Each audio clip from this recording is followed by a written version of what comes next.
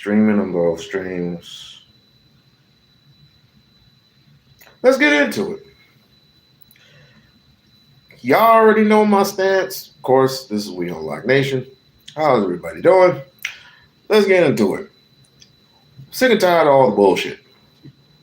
Sick and tired of all these googly Google ass Negroes who do nothing but side with white oppressors.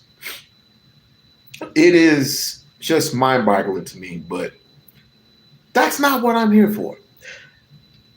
I'm gonna let them be them.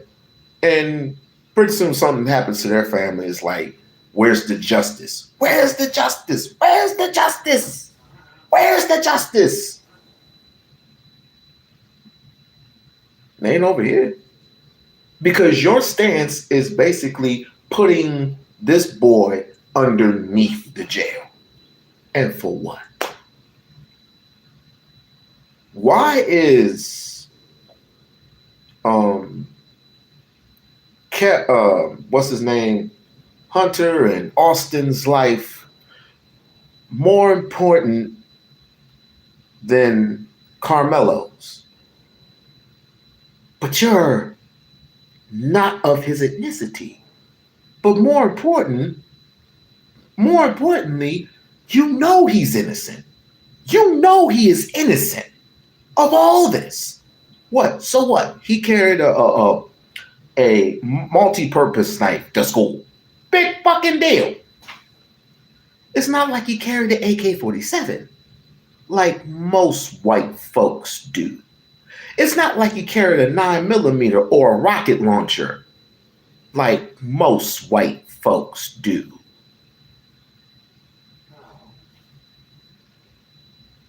So he goes to trial, and this didn't even take long at all. This did not take, I thought it was going to take a little bit longer because I thought he would have a good defense attorney. Apparently, I was wrong. So they, as everybody knows, and dear, I wasn't late.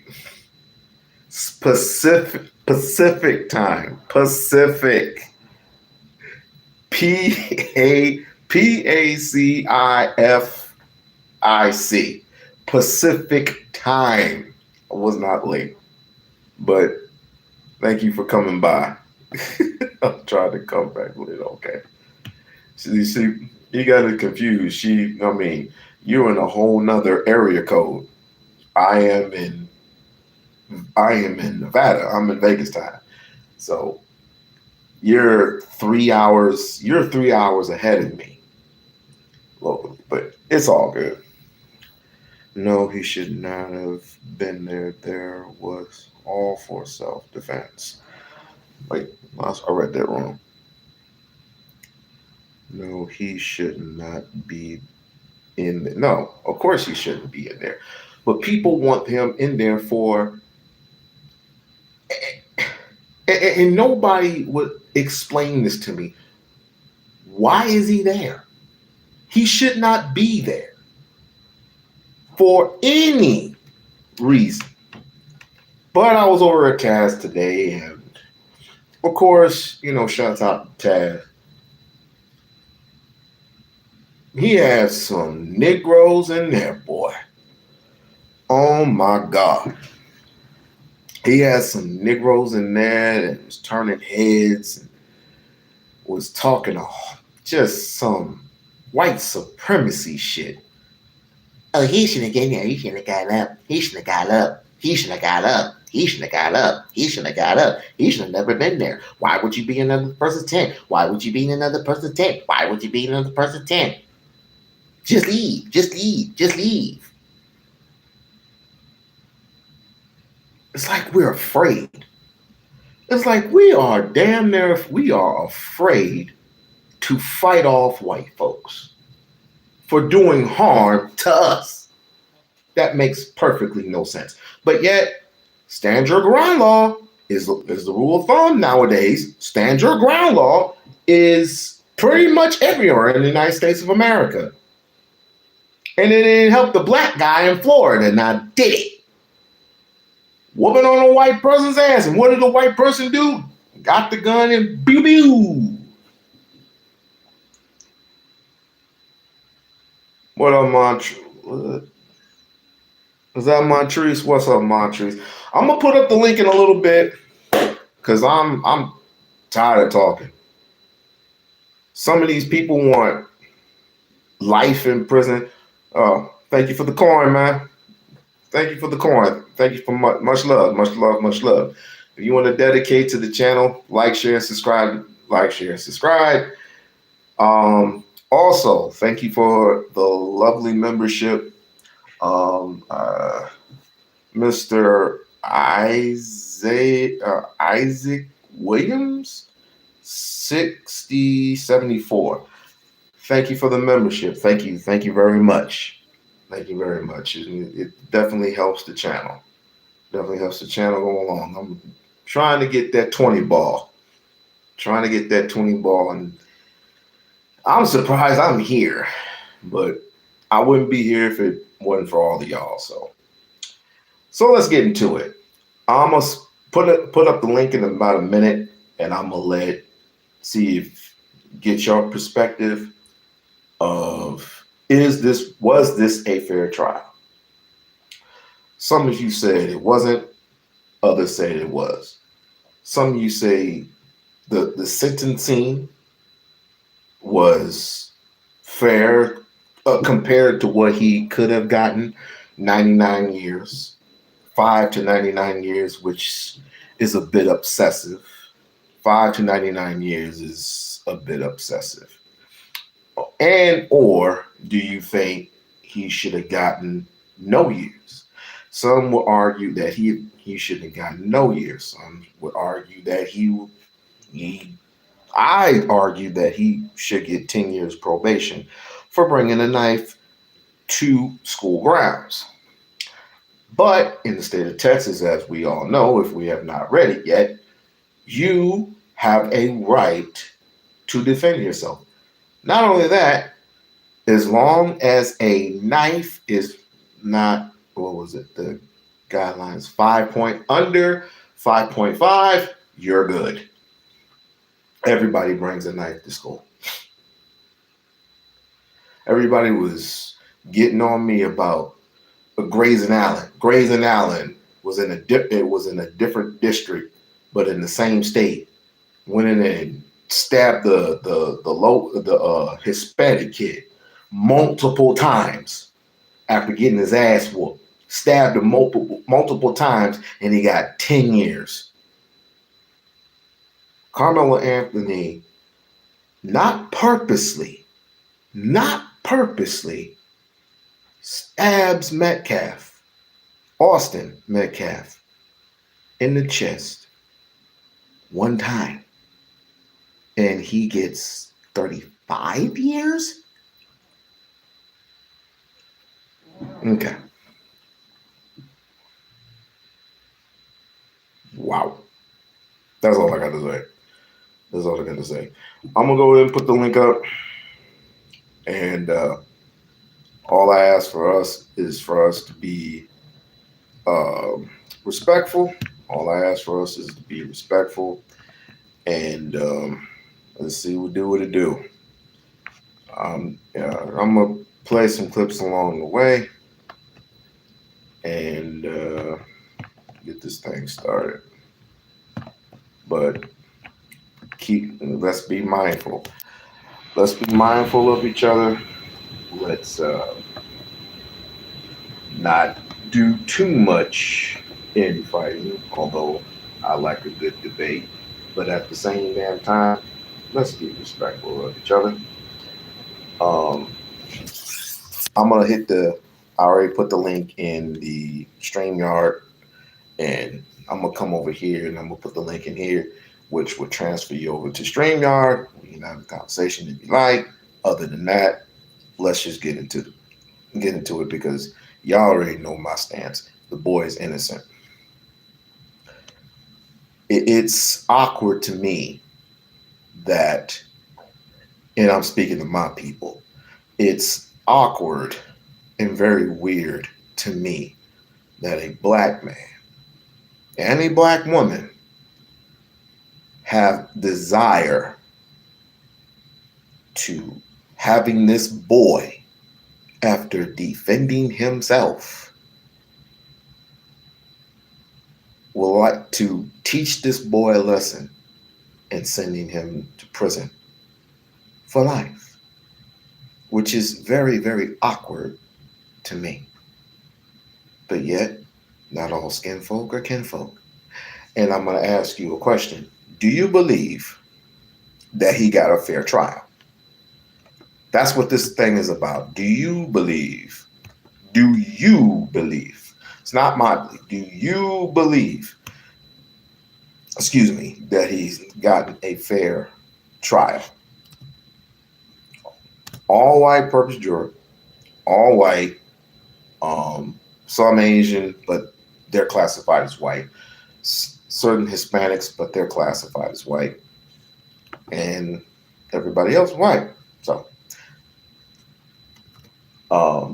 to all the way down to the defense attorney, the prosecutors, the jurors, and the witnesses. Do you believe that he received a fair trial? Me? You already know me. You already know me. You already know my stance. Let's see. I think this is it.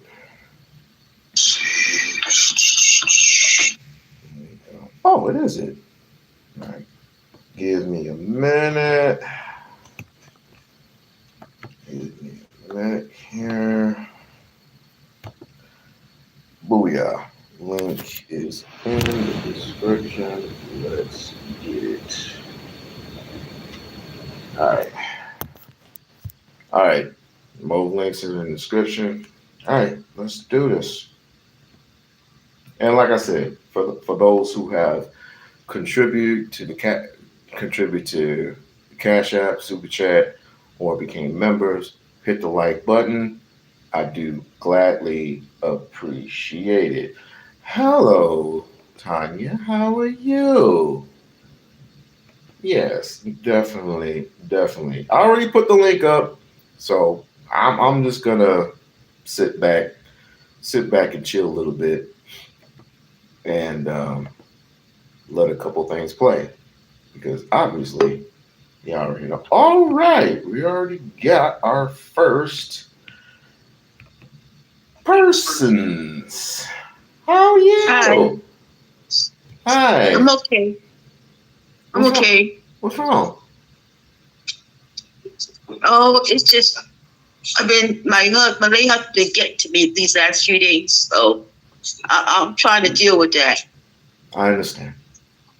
I do understand. Listen, but I'm gonna get myself back to what I'm going to do now. Okay. If you want to take the time and chill out, you can. Yeah, no, I'm fine. I'm going to just do my thing, and then I'll settle down for you. Okay. Okay.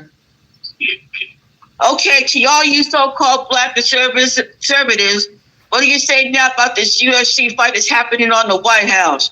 And y'all is for that, huh? I am so sick and tired of you black conservatives. You're not black no more. You lost your blackness, okay? I'm embarrassed to be associated with so-called black people who are so-called black conservatives.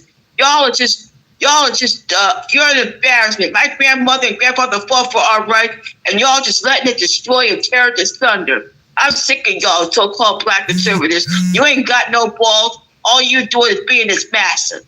That's all you're doing, okay? I am sick and tired of this, man. So, you know what? I am tired of, I don't want to be black with any of these so-called black conservatives, because you know why? They don't talk to themselves. They want to be with Massive so much, they'll do anything Massive tells them to do. I'm getting sick and tired of these so-called black conservatives. They're an embarrassment. They should be ashamed of themselves. I don't know. They should wear a dress or apron. I don't care what they wear. They could wear nothing, and they still be his master for his nuts. That's all I got to say about that, man. And all I got to do is, you know what, some of you white conservatives, you're just like the pimp. You're his pimp, and you're going to do what the pimp tells you, because if you don't pay your pimp, he's gonna throw you under the bus, and y'all like that, okay? So y'all can rest in hell for that, okay? And to you so-called black conservatives, you're an embarrassment. You should be ashamed of yourself, but all you're doing is kissing up to massa. And I gotta say about that, thank you very much. And thank you for having me up here, We-On-Loc Nation. And before I go, in the famous words of Captain Mercer, I'm getting too old for this shit. Bye. Thank you for listening to what I gotta say. Thank you. You're welcome. You have a good one. She's grieving. She's grieving. But she is right. And this does connect, by the way. All this stuff is connected. All of this stuff is connected through the Carmelo case, through the Trump administration, white not say so. All of it is connected. You know how I know? How does Jeff Metcalf, and oh, by the way, Jeff Metcalf, just need I say more? I mean, y'all already heard it. Y'all heard him, calling Carmelo Anthony's mom a bitch and all this other shit. And it's disgusting. It's disgusting. Watermelon felon. Watermelon felon. That's definitely original, white man. Definitely original. I congratulate you. Congratulate you on your originality. All right. No, nobody gives a shit. But like I said, it's all connected. Jeff Metcalf, the judge that that did the sentencing, but so the jurors selected the sentencing, but to the jurors, like I said, it's from the judge, the district attorney, the defense attorney, excuse me, the prosecution, everything, all of it is connected. Donald Trump, all of it is connected. All of it. All of it. You have to follow the money. Just follow the money. Follow the money with that county, especially in that county. What was it called? Crisco County or something that they were in? Where it's like 56% whites and 13% blacks. And you thought that Carmelo Anthony was going to get a fair trial out of that? Nobody other than the police. Nobody other than the police, the lawyers, and the jurors know whether he got a fair trial. But what I do know is Carmelo placed himself where he knew he wasn't welcome and provoked the other side. Okay. That'd be your opinion. All right. I'm not gonna argue there, even though you are. It's kind of misplaced. Your argument is misplaced. Well, let's see what this person says while I wait for other people to come through. He's a DA of Collin County District Attorney's Office. He's which is just north of Dallas. North of Dallas, okay. So according to the reports, though, so he's the DA in charge of prosecuting and getting the conviction for Carmelo Anthony. Yes. But there's always, these people are not squeaky clean. I want everyone to pay attention. This is what's going on. According to reports, this is regarding a federal lawsuit it was later settled. Several current and former employees of the Collin County District Attorney's Office, they allege that the DA, Greg Willis, and other county officials engaged in workplace misconduct. So the allegations are sexual harassment, gender discrimination, retaliation against employees who complain, creation of a hostile or toxic work environment, and failure by county leadership to properly address the complaints. So check this out. the lawsuit, it was settled for about $1.75 million. Settlement doesn't say the allegations were true, but Willis publicly, he denied the allegations, and at the time of the reporting, noted that he had disputed the claims. So we'll just say Greg Willis was named in a lawsuit alleging sexual harassment, discrimination, retaliation within the Collin County District Attorney's Office. Now, again, the case was later settled, and he denied the wrongdoing. So that's what we're going to stick with, and we're going to say that or whatever. But we already know. Come on, man. Don't. How did his father push the trial for more money? That doesn't make any sense. That makes no sense. He was guilty from the very beginning. The moment that, well, I thought his saving grace were to be a couple of the witnesses, but the witnesses didn't even do him no good either.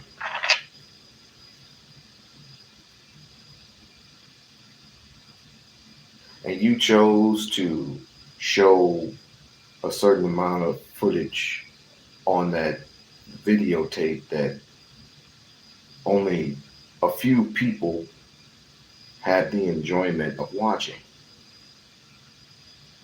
That's crazy. That is crazy, crazy work. Don't throw rocks. What is it, in a glass? Never throw stones. If you live in a glass house, never throw stones.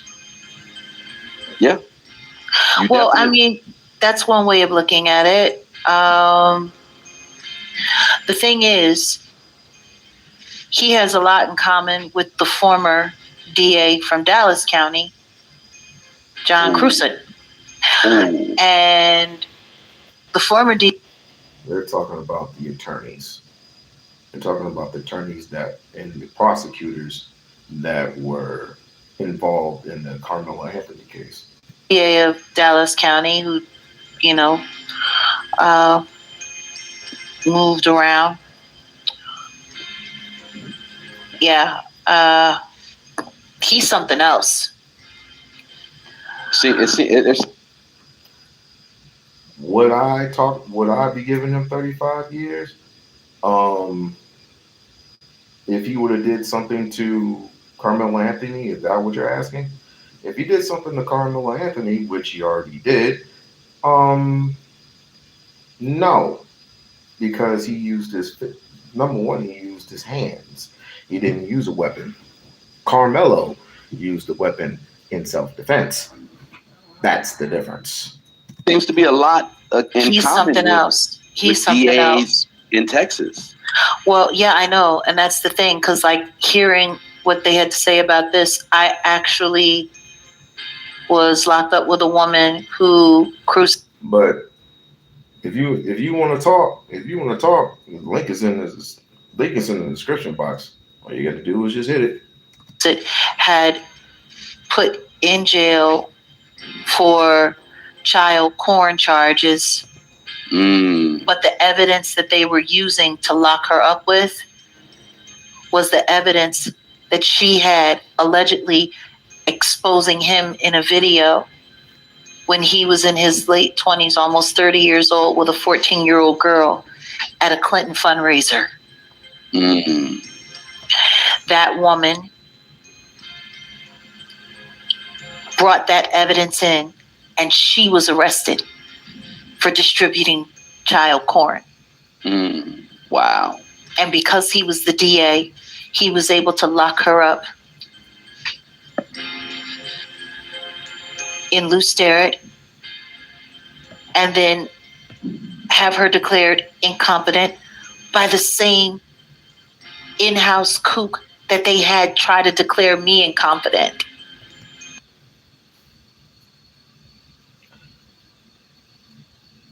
$35 years is too long for any teenager. Although he's not a teenager anymore, he's an adult. So again, Grace and Allen got 10 years for multiple stabbings. Multiple stabbings. Carmelo only stabbed this kid one time. It was not a multiple stabbing, and it wasn't a crime of passion. He just stabbed him on instinct, trying to get away, trying to flee, as you put it. But apparently, he was dragged back into the fray, and FAFO. And people say to you, I wish people would stop saying that he ran. He ran purposely to get away. No. After he tripped and fell, he went over to his coach and told his coach. Then afterwards, he went over to the cop and told him what he did. And everybody knows when it comes to law, you have a right to remain what? Silent. Pittman. And then sent her off to the state hospital. Yep. She was convinced that I was going to be coming with her because someone told her that they were about to give me the same treatment as her. Wow. I remember the night that she left. And of course, because she was forced to go to the hospital, she was declared incompetent to stand trial. And all evidence attached to her case was sealed and never examined. Of course. So I just find it interesting. Collin County, Dallas County, these are the DAs, these are the kind of issues that they're having. It's really interesting. Like I said, all of it is linked.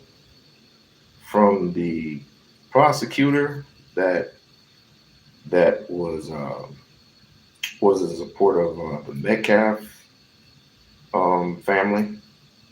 All of them were connected. I think his name was Greg Willis. I believe that's what his name was, Greg Willis or some shit like that.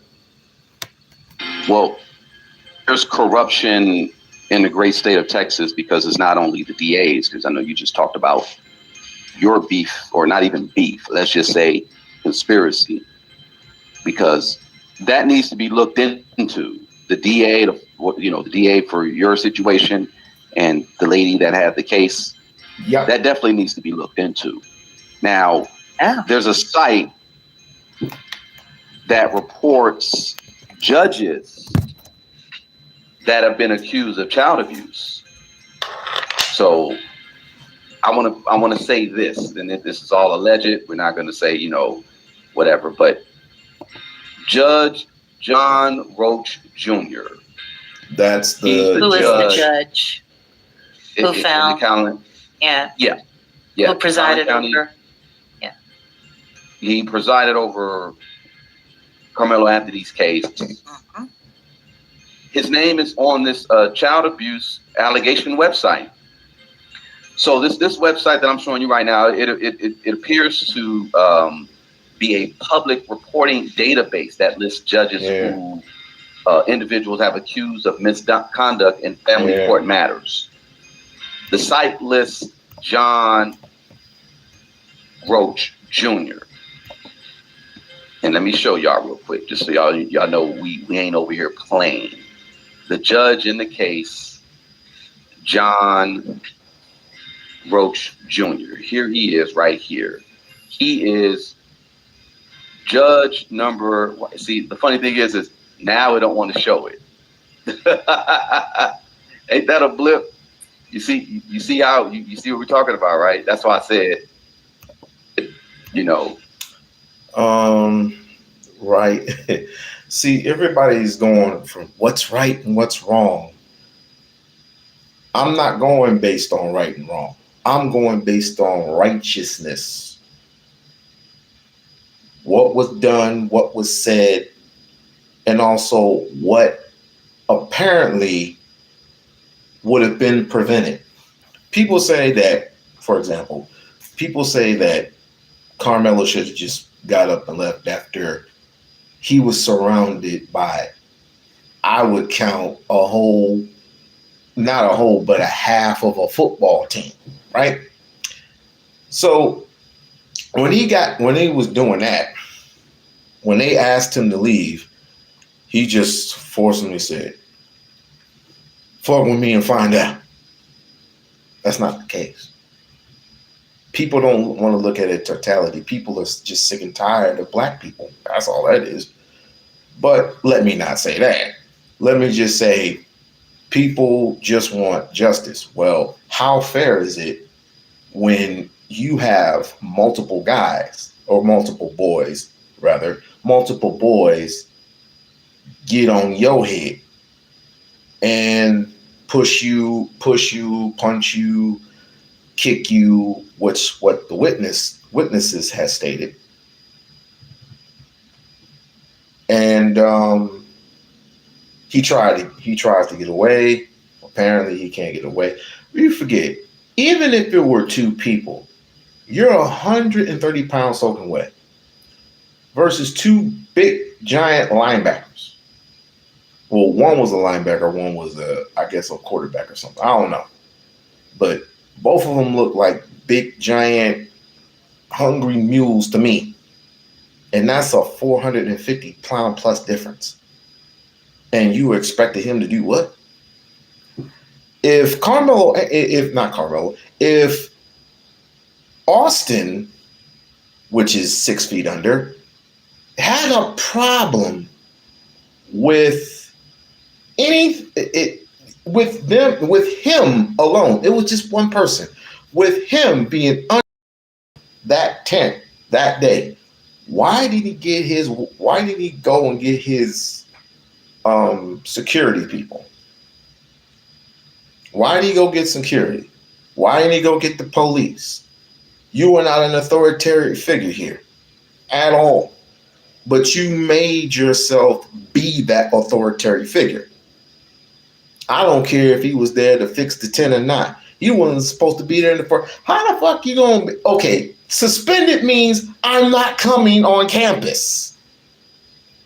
You're not supposed to be there on campus, but it's very confusing. But hey, you say, hey, what? You haven't even seen the same thing just happened to me. I got kicked out of my own studio. Oh, I know. See, that's why I know you're wrong. The judge's name is right here. Judge, here he is. 1040, line 1040, 1040. I want y'all to pay attention to this. This is the same judge. He is the judge presiding over Carmelo Anthony's case. He was the judge. There's some other questionable things about the judge we'll get into later, as far as, having a potential chummy relationship with the parents, et cetera, et cetera. But this site is a database that lists judges who have been accused of misconduct in family court. Be careful. He is here. Now, I can't verify the specific allegations against Judge John Roach Jr. And I can't, whether any court, disciplinary body, a law enforcement, or a judicial commission substantiated a child abuse allegations against him, we can't. But this is the site. It appears to basically report allegations rather than official government findings. The fact that a judge is listed here doesn't establish that the allegations are true. This is according to the site. This is what they're saying. But basically, John Roach Jr., Judge John Roach Jr., Texas judge, appears on a website that collects complaints and allegations against judges in family court matters. I didn't find any evidence that any child abuse allegations against him. And I doubt that we will. They're going to make everything hard. They're going to make everything impossible for you to find. They're going to make sure. But I'm going to tell you something, like, As far as I'm concerned, the simple fact that his name even appears on this list at all is a problem. Right. Because that means that there was an accusation. Whether or not it's true, that has absolutely nothing to do with nothing. Why are you accused of it in the first place? The simple fact that the DA, that no one knew about this, that people totally overlooked who they were. You should have picked someone else. Because see, the problem that I have with this is that what does all that shit have to do with the case at hand? It has nothing to do with the case. We can go fact for fact and say that, black people in their community kill more than this group or that group, but it's actually white folks kill more whites than blacks kill blacks. That is a fact. You don't see Asians killing Asians. You don't see Indians killing Indians. You don't see that. Right? Hispanics, I don't know the particular numbers, nor do I care. Believe that this case is politics, nothing more. But I do know this. I do know that a lot of whites particularly do not like immigrants here in this country. So what happens with that? The fuck around and find out mentality is at an all-time high, right? So what happens when you have a particular white man who goes around the neighborhood and starts firing shots at particular black families? Oh, we don't follow the Kaiser story. We don't follow the Kinzer story. We don't follow the Kinzer story. Oh, we don't follow the Jeffrey Kinzer story. Oh, my bad. My bad. This was a whole nother trip. My bad. Let's keep going. Nothing less. I do not believe that this case would have made it to the docket, let alone to the news, let alone to go viral nationally. I'm sorry, I don't believe it if it weren't an election year. If this case had happened on a non-election year, I don't think anyone would have heard much about it at all. I find it interesting that this incident happened in 2024? Yeah. They could have had the trial last year. Yeah. They could. Yeah, it's an election year. It is in an election year, and they are trying to mainly have this boy be a prime example of what is yet to come if we do not get this chump out of office. Like I said, the link is in the description. I already told you my stance. But most of y'all chicken shit. Most of y'all are just straight chicken shit. Hey, you got to. If you believe that Carmelo Anthony is guilty, then please, by all means. By all means. Why I didn't block that? I didn't block it. Okay, sure. God damn it. And when I went to see the video, they ask if you want to see it from either 2 minutes before the stabbing or 11 minutes before. So I chose 11 minutes. From the moment she pressed play, Carmelo Anthony was already sitting up underneath that canopy. And he was sitting there for at least 8 to 9.5 minutes. You see, well, I saw a boy in a black hoodie go over to him first, and then they left out of the tent. And then you see coming across the field was another 6 boys. When they got to the bleachers, one, he went out of frame, and the other one sat at the bottom. But the remaining 4, they went directly to Carmelo Anthony. And like T said before, it was a brief conversation. and then all you see is commotion. And we know from the interviews that Hunter did, we know that Hunter was, in fact, up underneath that tent. The next thing you see, you can see Carmelo in the midst of them assaulting him. You can see Carmelo trying to back out, but he gets pulled back forward. The next thing you see is Carmelo. He comes shooting out the back, but he's still not standing. And he had to like kind of crab crawl backwards, and he had to like jerk away from them because they still had a hold of his hoodie. He goes up a couple bleachers and he's looking around for which way to go. He runs diagonally down the bleachers and then he falls. At the time of him falling, that's when I noticed another 3 boys coming down the bleachers chasing after him. But once Carmelo got up, he took off. You didn't see him for the rest of the video. At no point in that video do you see Hunter holding his brother. At no point in that video do you see those boys ever going back to the tent and sitting down. That was all a lie. And I also have questions. I don't know how the defense did not play that video. Because when you see that video, it was self-defense. Carmelo was only 5'8", 130-something pounds, and Austin and Hunter Metcalf were 6'1", 220-something pounds. So for people to say... So not only a weight difference, a height difference, but you got surrounding people talking at you. And you know how these things work. You're operating on fight or flight. But he's sitting down still. Talk about the backpack. Remember, people were talking about the backpack. Where was the backpack? Didn't Hunter grab the backpack? And Austin, being the aggressor,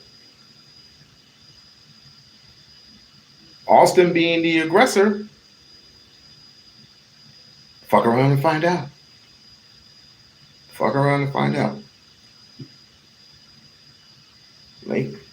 Link is in the description. Talk your shit in the chat, but you can't talk your shit on the panel. That he should have used his hands. People can die from fights, from people using their hands. And that's all I'm going to say for right now. My name is T, and when I went to see the video, they asked if you want to see it from either 2 minutes before the stabbing or 11 minutes before. So I chose 11 minutes. From the moment she pressed play, Carmelo Anthony was already sitting up underneath that canopy, and he was... All right. That's one of the witnesses. That was one of the witnesses.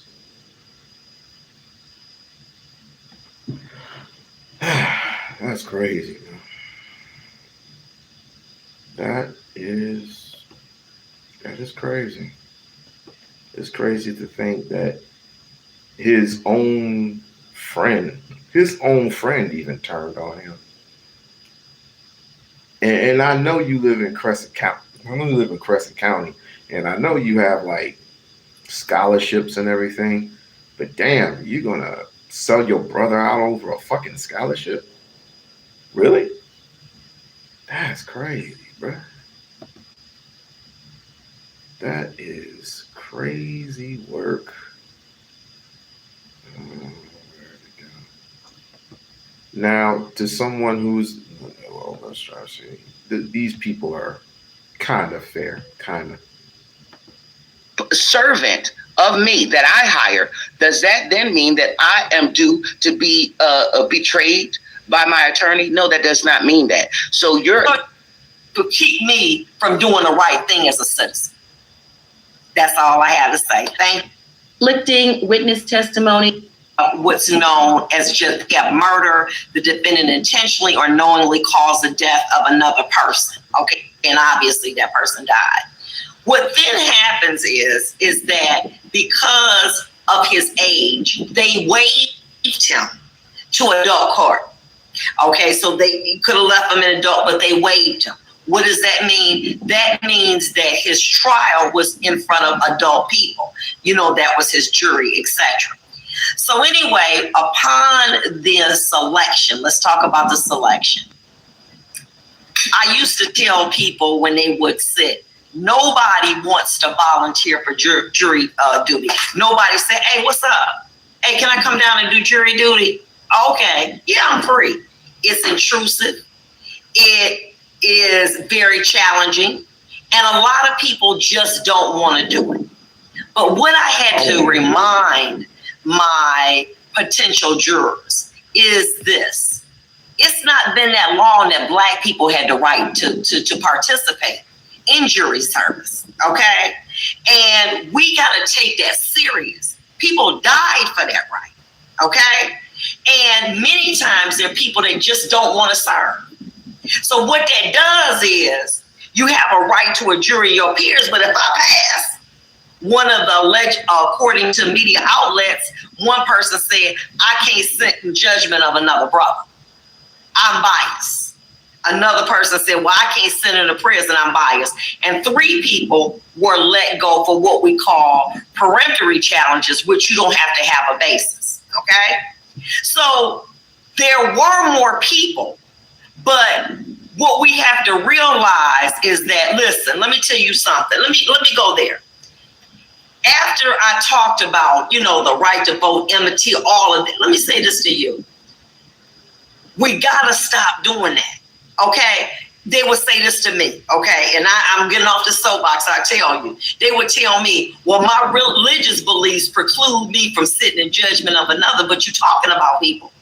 I have been in spaces, okay, where people say, oh, I ain't gonna be here long, I'm about to get off of this. They just don't want to serve, okay, many times. Okay, and let's be honest. We just had a viewer popped up and said, excuse me, that when she's called, she wants to serve. But let's be honest. Nobody looks forward. Oh my God, I got selected for jury duty. I'm so excited. Nobody does it. But then when you have a situation like this, you get what I'm saying? It makes it challenging. Now, the peremptories, what they're going to say is that although they needed not give a reason, as they were educators. And educators tend to kind of be, soft. There's what we call a Batson challenge. And a Batson challenge says that you cannot exclude. Y'all amazing. Go to bat for a white child whose dad is a racist, by the way, but I guess that doesn't make a difference. I guess we're just going to put ourselves underneath the jail, right? Okay. That's crazy. People based on race. However, if you have a race neutral reason, it's okay. So that's what the higher courts will look at. Was there a race neutral reason given? Well, educators are soft people. They're very lenient, so that could be accepted. What? But the other two, and I understand maybe in my mind they were making a stand to show solidarity with Mr. Anthony, but you took away an opportunity for somebody to be fair and take the blinders off and listen. And now what happens is, I don't believe in that. What happened, unfortunately, in the election, we upset about how things are, but many of us didn't do what we were supposed to. So what happens is you have an all-white jury that is selected, okay? And so now they're the trier of fact. Now, what happens is that once a person's charged, now there has been media speculation about the relationship with the judge and the Metcalf family, okay? I don't know how big Texas is, but I know it's big, but Detroit big and it's little too. Everybody know everybody.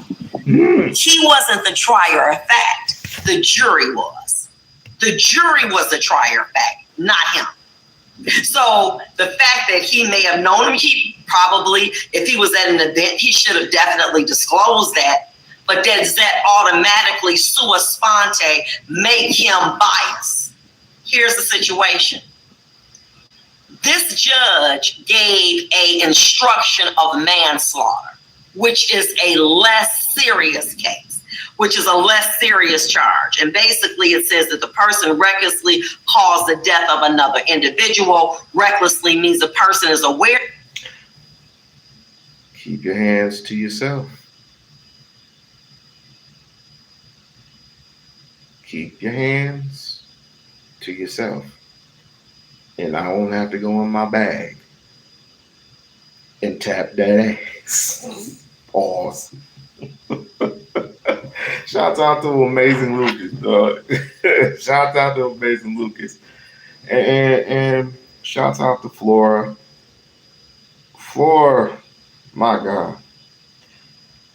She was so right on the money on this one. Like, apparently, an all-white jury.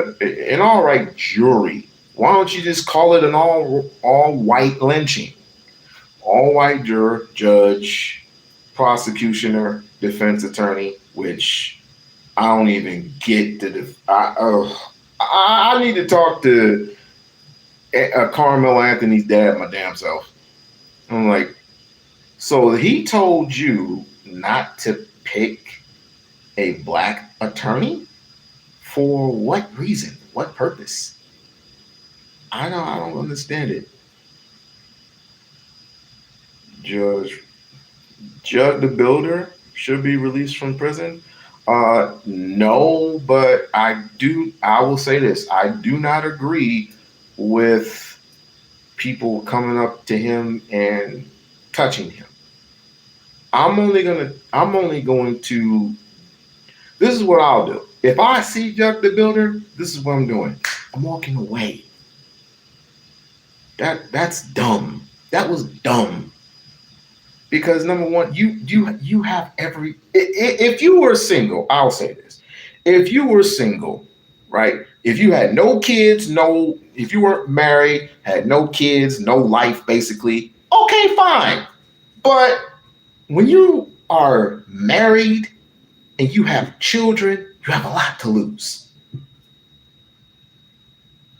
But everybody's going to be basing this on pretty much everything. So you're going to base it on Judge the Builder. You're going to base it on Charlie Kirk, which, again, I don't know who Charlie Kirk was. And he was not killed by neither one of us. He was killed by his own peers. So what the fuck are we talking about Charlie Kirk for?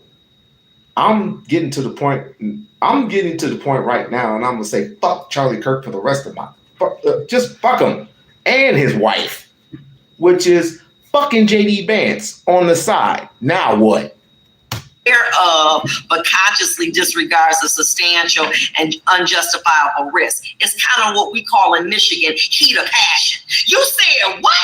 And then we go to fighting, and then all of a sudden, I bring out an object and I kill the person. Sorry, man. It's not like murder in that the intent is gone. Okay? This is more reactionary. He gave that instruction. The jury rejected it. You have self-defense.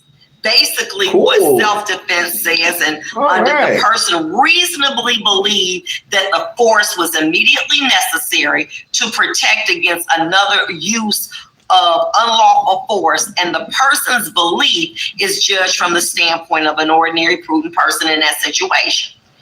For if you're going to use deadly force to protect another person or to prevent a violent felony,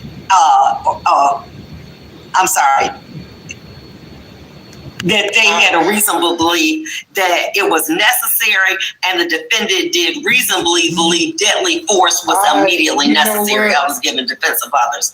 And you know what, Barb? I'm going to have to disagree with you. I'm going to definitely have to disagree with you because, number one, I feel most comfortable with my bid. I do. But then again, we're looking for lawyers. And if we're lucky enough to find a black lawyer, he's either full of himself or he's too damn expensive. Either one, it's like, who do you choose? Who do you choose? And the money that was the money that was given to him by or generated by not GoFundMe, but some app that they were trying to get the money from, which people were saying that they were spending it on cars and clothes and houses and all this other dumb shit. But most of that money was going to an attorney. So if I say in Texas, if you're in trouble, get the best attorney available. That's what I would say to you. The defendant was not otherwise justified under the law. I think the challenging part for that jury is this. There was an altercation. The young man was much larger. But what was the attack? What was the nature of the attack? Did it justify using a knife, a gun? Did it, or something like that? Did it justify that? Okay? And so you got to look at it. Let me tell you this, and this is something. It's give single. Okay. I want to read some of these comments. Those twins are known as bullies, and four people jumped on him. Okay. Was that presented? And let me tell you what happens many times. The account that people give in court is totally different than what people saying on the streets. And I don't know that there were four people, there was testimony that there were four people attacking him.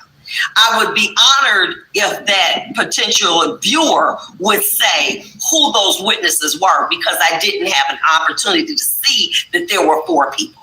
Because I think if that was four people and you kicking and that would be different. I don't know what that's presented. So viewer, please give me the name of that person that was alleged to have testified. So based on my account, okay, there was some verbal exchange. Young Mr. Metcalf is big, and he's like, we can handle this later, but I'm not going to fight you at an allegation, okay, well, that young Mr. Anthony gets a pocket knife, okay, and hits him in the chest. Now, I have a friend, my colleague, attorney Carla Marable. She's from Texas.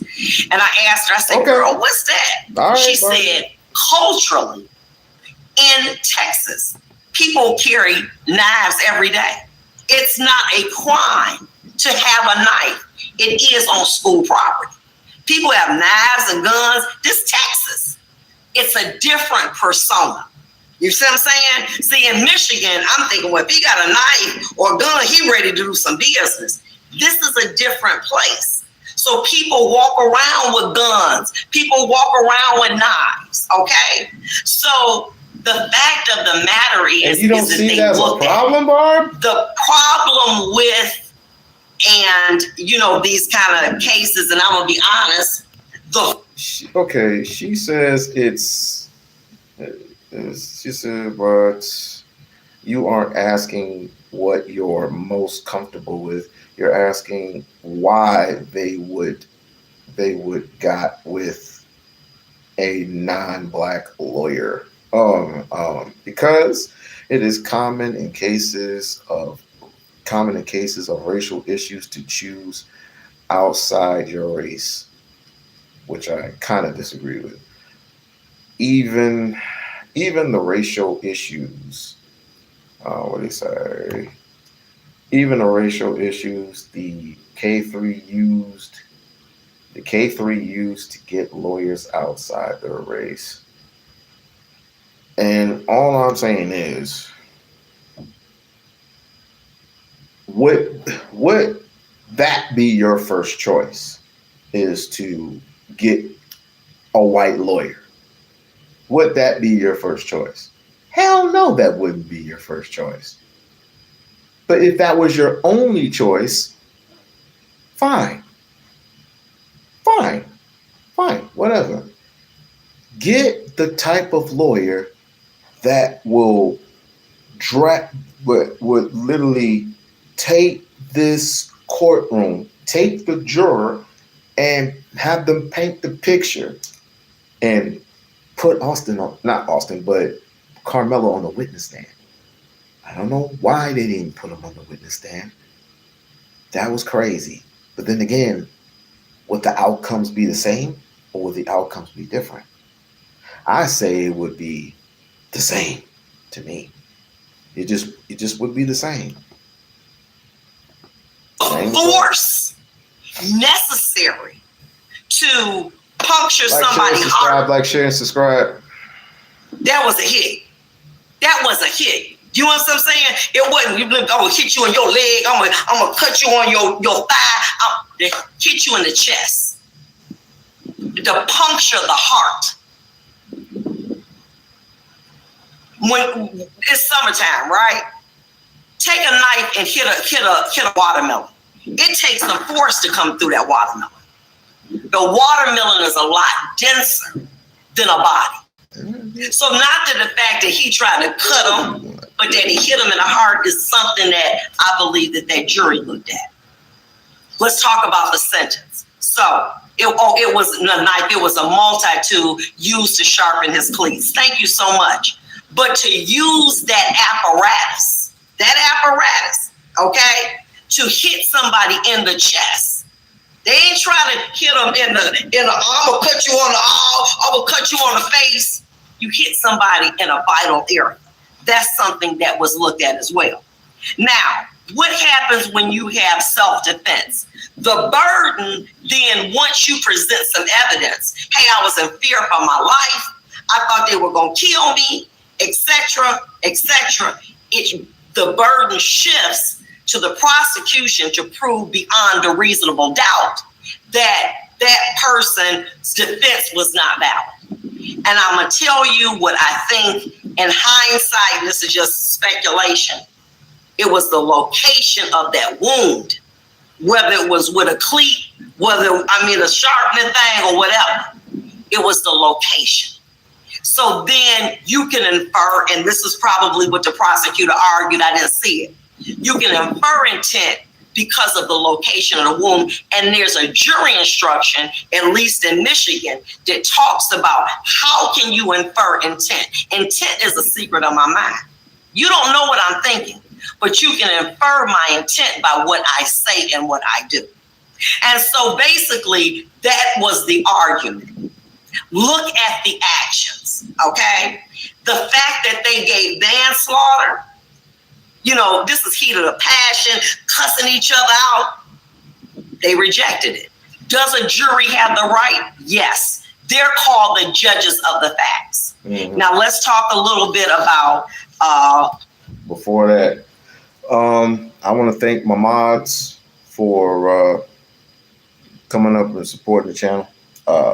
Gladly appreciate it. This is a very difficult, sensitive topic. Your opinion is your opinion, but here's the thing.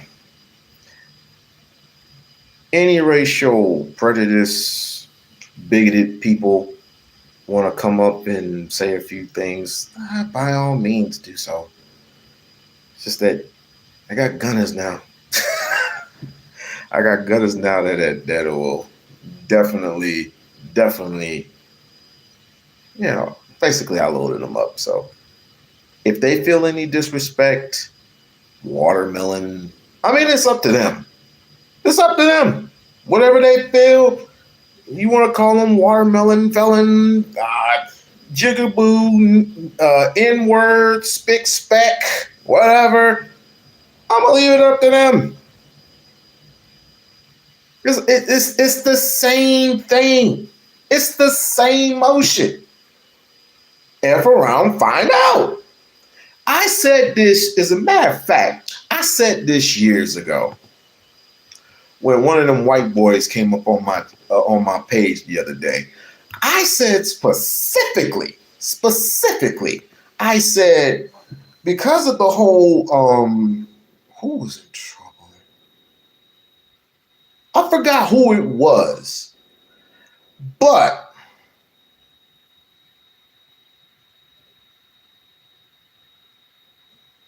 what's up? Oh my God. Hold on.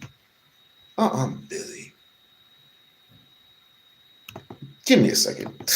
The sentence. Now, the sentence was a lot, but the sentence could have been 5 to 99 years.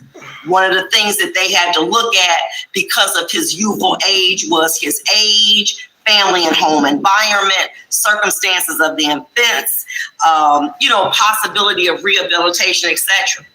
Now, me and you, you know what I'm saying? This is how I look at it. A day in prison is too long for me. A day. He 18. They gave him 35. Halfway through, he's eligible for parole. Potentially, he could be out at, I'm not good at math, you know what I'm saying, 37 or whatever. He could have given him 99 years. Hey, it's over with, big guy, 99 years. And it been done.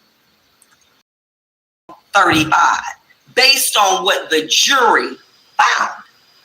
So it's important for all of your viewers to say this. Time out. If I get called for jury, I'm serving. Because I want to bring my experience to this. And I'm not going to allow whatever I got going on in this community to keep me from doing the right thing as a citizen. That's all I have to say. Thank you. I think that was very informative. Thank you so much. That was a lot.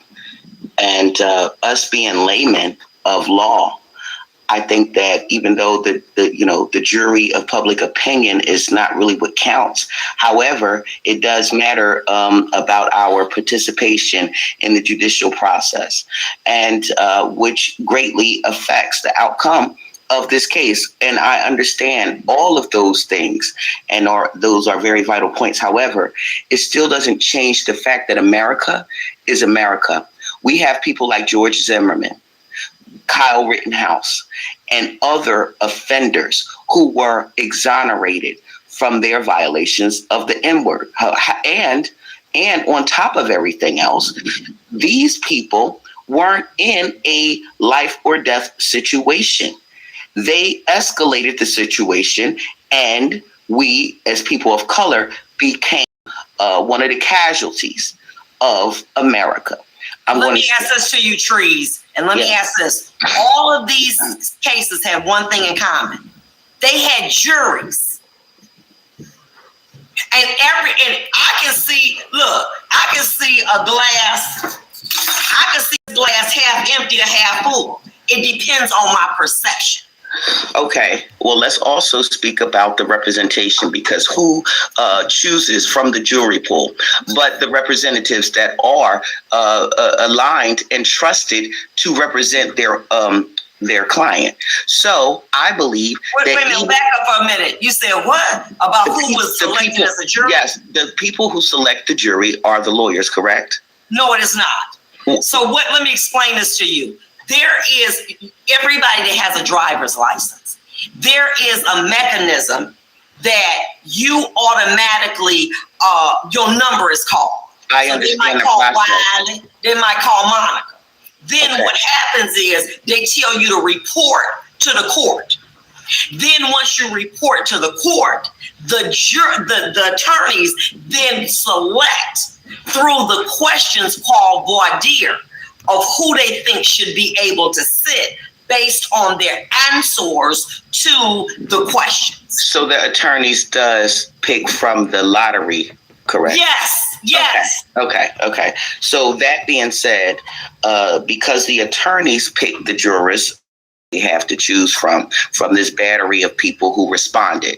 So that's already going to be biased, because those who have interest in participating are coming from different demographics. We got that. However, the people that were trusted to represent the defendant in this matter have a conflict of interest. So I think that those are valid. What's the conflict of interest? The conflict of interest is that he served in a law practice as a partner with the prosecutor. So no matter what, he being who? The defense attorney for Carmelo. The served defense in a law firm with the prosecutor, yes. Oh, with the prosecutor. Okay. Not only is that a conflict of interest, but I believe that it was ineffective counsel from the very beginning. So no matter what, even if they had a battery of all black citizens, because of the conflict of interest and because I believe that the defense attorney loyalties lied with his former partner of the law firm that they worked together towards and were very close. And Shami, he should have recused himself from the case. And I don't believe that he served in his client's best interest. Okay, but you do know that these were not the first lawyers that were selected. Is that correct? They were black lawyers. And the family chose this white person. Okay. So wait a minute, hold on for a minute. Okay. I'm rolling with my brother. Come on, we rolling with you, boo-boo. Okay. The family selected that lawyer. And so does that mean, Well, let me ask this question. What can I ask?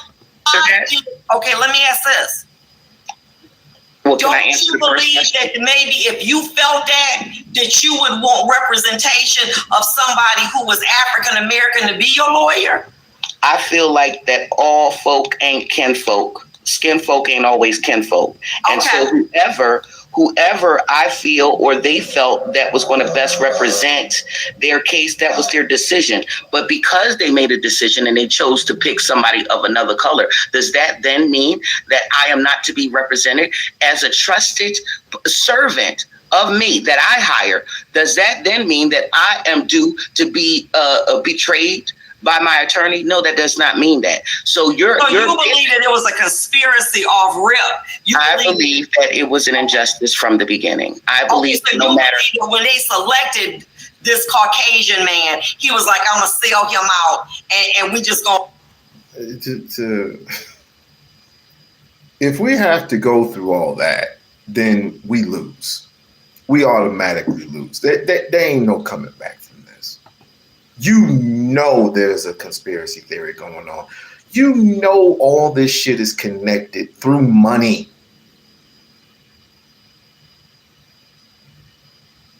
Do your homework before you get an attorney. Yeah, I'm starting to see that now. All your Johnny Cochrans, all your Thurgood Marshalls, they're not here. They are not here. Did I mention Johnny Cochran? Yeah, I think I mentioned Johnny Cochran. They're not here. Now, if Jasmine Crockett were free, I think this would do some damage. I think she can do some heavy damage. Or is she even talking anyway? Why do you have so much faith in Jasmine Crockett? She takes APAC money. I don't give a fuck. Just, you know how to represent them boys, and you know how to represent them boys well. Now, all the extra stuff, I don't get all that other extra shit that, that LBT, whatever you call it, the alphabet group. I don't get all that muff. And sidebar. Congratulations to the New York Knickerbockers for their first NBA title in 50 years. Jesus.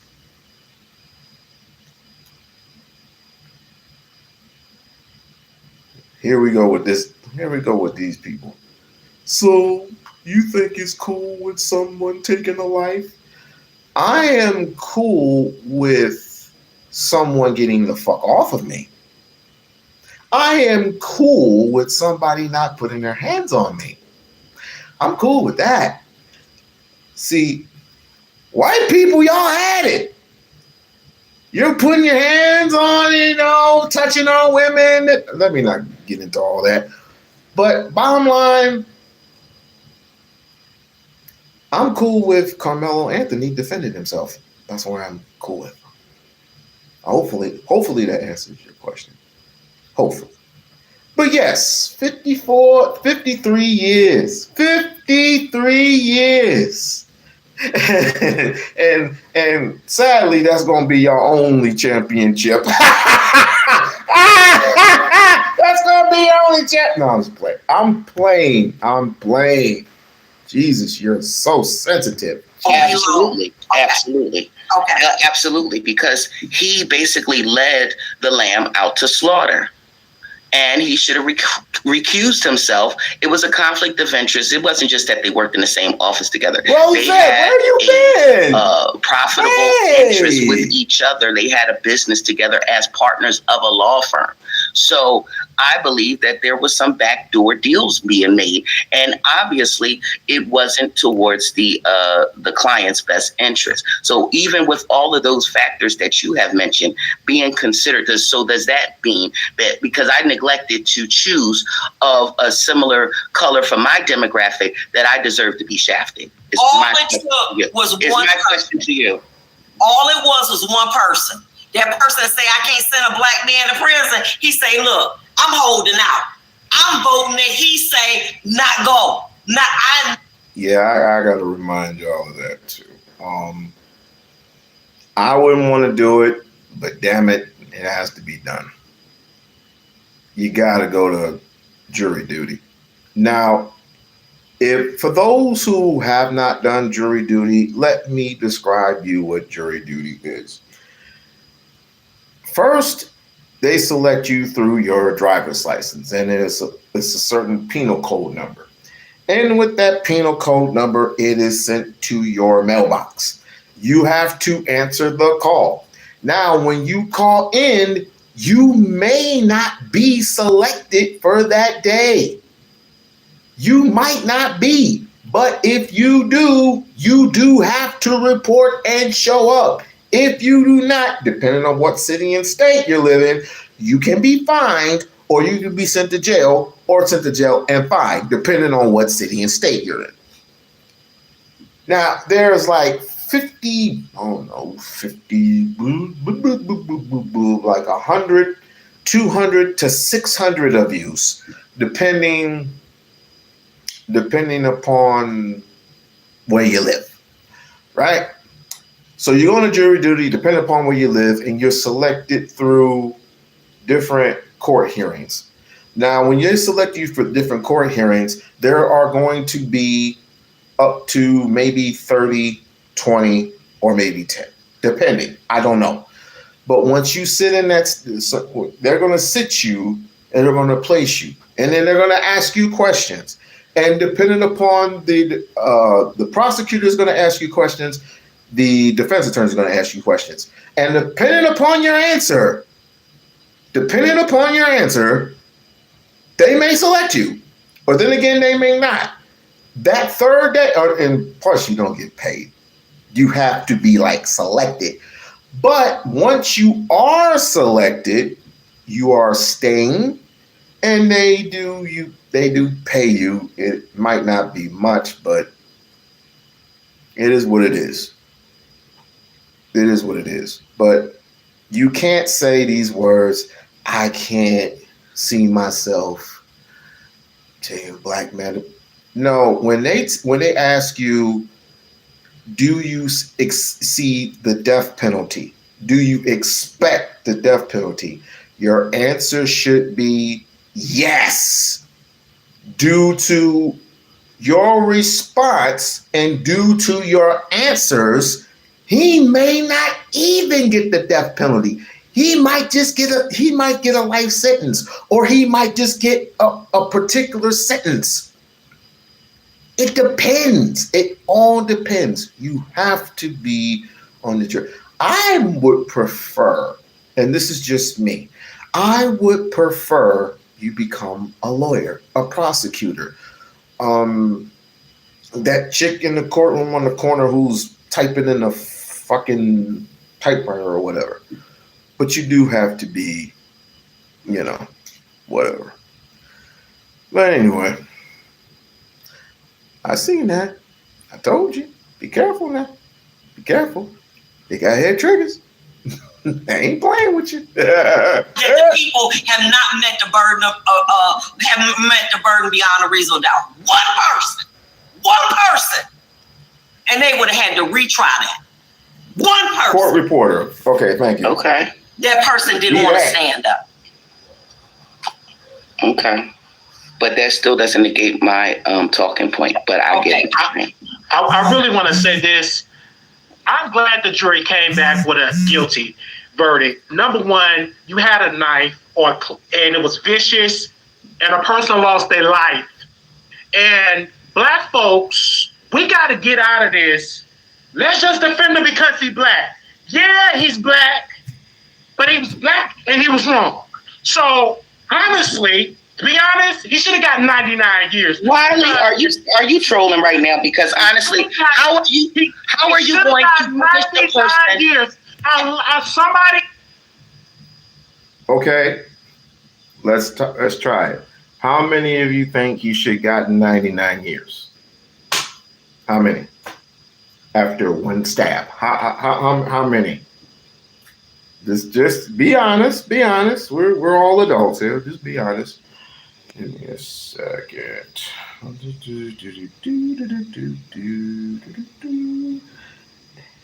I mate. All right. Give me a second here. Man, why is everybody calling me? Sorry about that. I gotta give you a call. Negative? No. You shouldn't have gotten 99 years. How many you think should have gotten the 35? You think 35 is obsessive? You think 35 is obsessive? I feel like he should have got the max when he got maybe 5 to 10 years. I would have not given him any time. I would have given him 10 years probation for bringing a knife to school. I would have definitely given him 10 years probation. Life is gone. Had they not put him in a position to defend himself, we wouldn't be here. Had they not attacked that man, he would not have to have defend himself. So you're blaming the victim for being victimized. Got it. He's not a victim. He is a vicious thug that went to that school with a knife, and he could have walked away, and he could have just threw them hands, could have boxed, but a life was lost. And honestly, if I was on the jury, I would have said, this ain't no self-defense. You came there for a fight. Somebody lost their life. And again, he should have died 99 years. Because if that was my brother or cousin.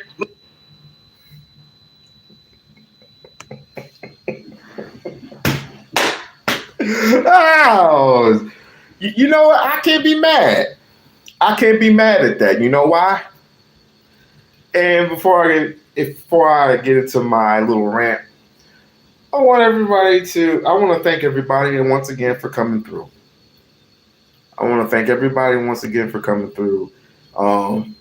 My lovely Aunt Lisa is not here right now because it's thunderstorming and I guess she doesn't like thunderstorming.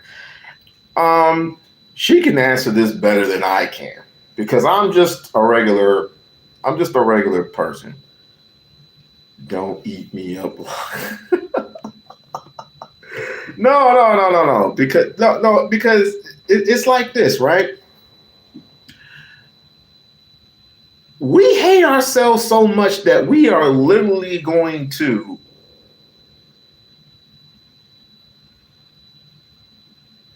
let me retract that. We despise ourselves that much that we are literally throwing ourselves underneath the bus. How long will it be? Just answer me this. How long will it be before we end up dead, just laying down flat, doing nothing? We do nothing, we get gone.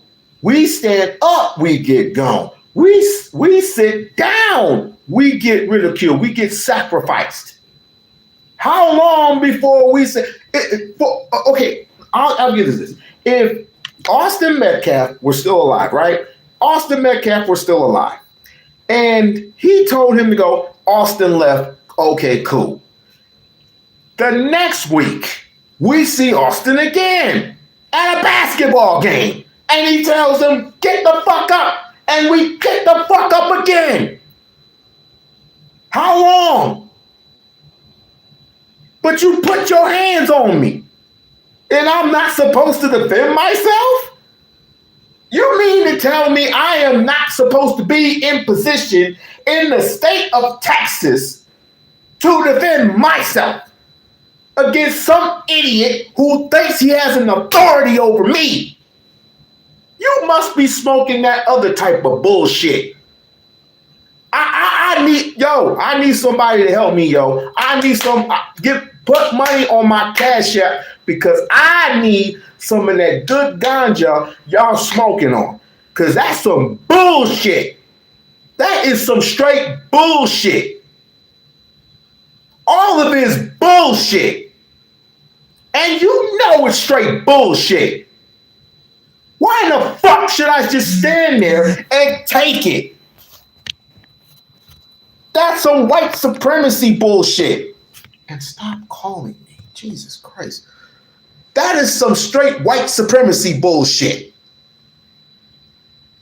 I am not supposed to be in a position where you literally come down and put your hands on my person.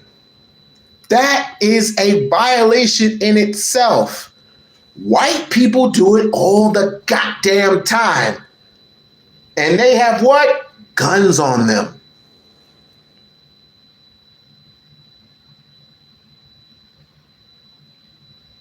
And you think I'm supposed, and you're telling me I'm supposed to exist in a world. You want me to, this is how white supremacy thinks. Either we exist this way or you ain't existing at all. Ask the 19-year-old boy, Jason Miller from North Carolina, who got blasted in the chest for simply giving back a wallet that someone dropped. Or how about the black kid that missed the bus and had to walk all the way to school, but stop by a house to see if he can get a ride to school, and an old white man took a shotgun out and blasted and luckily it didn't hit him. Luckily that goddamn shell didn't hit him. What about old Cyrus? Cyrus went into the fucking store. The old Chinese bitch told him to take his book bag off. He took his fucking book bag off. He went to go get some water. Water! We're going into the grave for fucking water.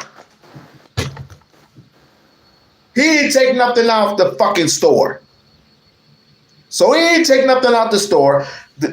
Rick Chow and his son chased him down, what was it, 130 feet?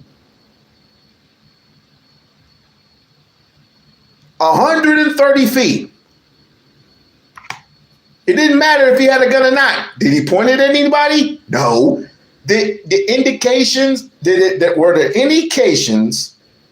Were there any indications of him pointing a gun at anyone? No, there wasn't.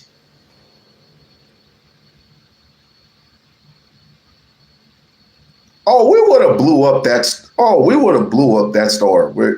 Ain't no doubt. You can't have Black Korea and that shit. No. And then it was so bad that Asians had to get in the mix. It's like, you know what, the Asians are fine. We'll take away the shit. We'll take away the grocery stores, the laundry mats, the blah, blah, blah, blah, blah. Like, take the motherfuckers away. Nail shops, please. You know how many black women back in the day, there was a black lady who did my ponytail for, I think it was $20 or something like that, while doing nails and selling weed in the same house. Nigga, please. I might do, you know what? I might do a nail shop. I don't know about the hair though. I don't know about the hair, ladies. Sidebar. Do you remember what happened with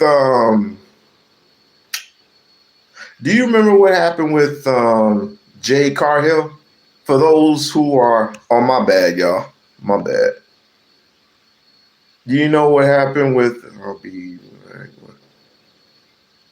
I'll be back. Okay, all right, I'll be here.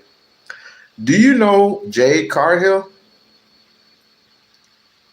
Yes, I had a ponytail back in the day. Fuck you. That was a great ponytail. God damn it.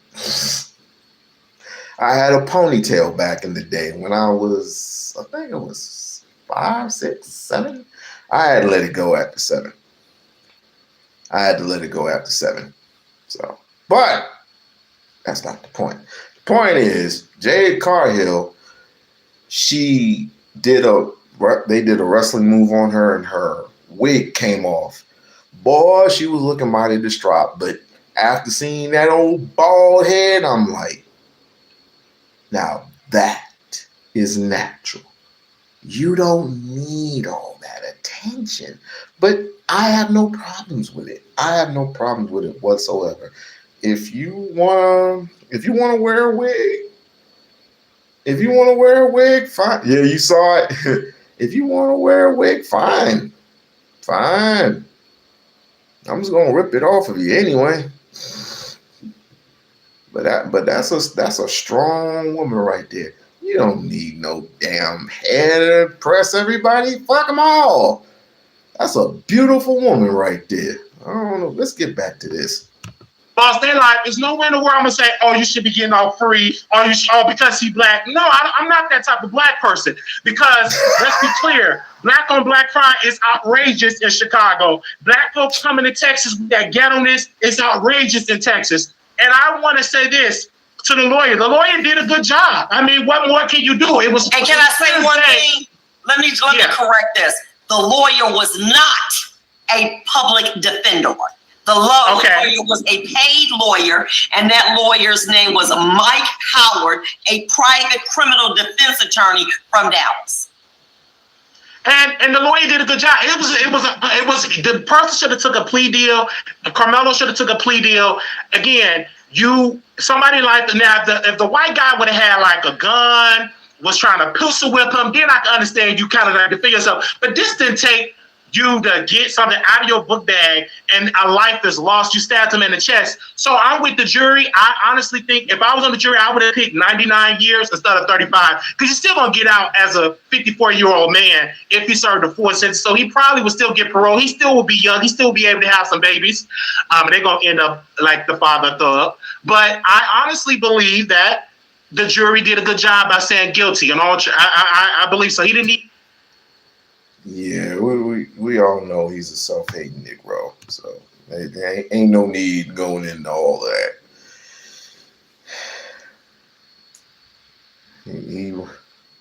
He ran to coaches and adults after the incident happened. Why didn't he do that before? I don't know if you were looking at it, but he did flee for his life. But he was brought back in. I don't know if you actually heard the witness or not, but that's what mainly happened. And those particular witnesses were the actual ones that saw the tape. They were the actual ones that saw the tape. But here's a question for you, Barb. Why didn't Austin Metcalf and Hunter Metcalf, two big giant boys, go to security if it was a problem? Why didn't he go to security if it was such a problem? Nah, we don't want to get into those. We don't. Manslaughter. This was murder. Wow. Should have But been a that's death the penalty. thing about it is, and trees, that's a good point.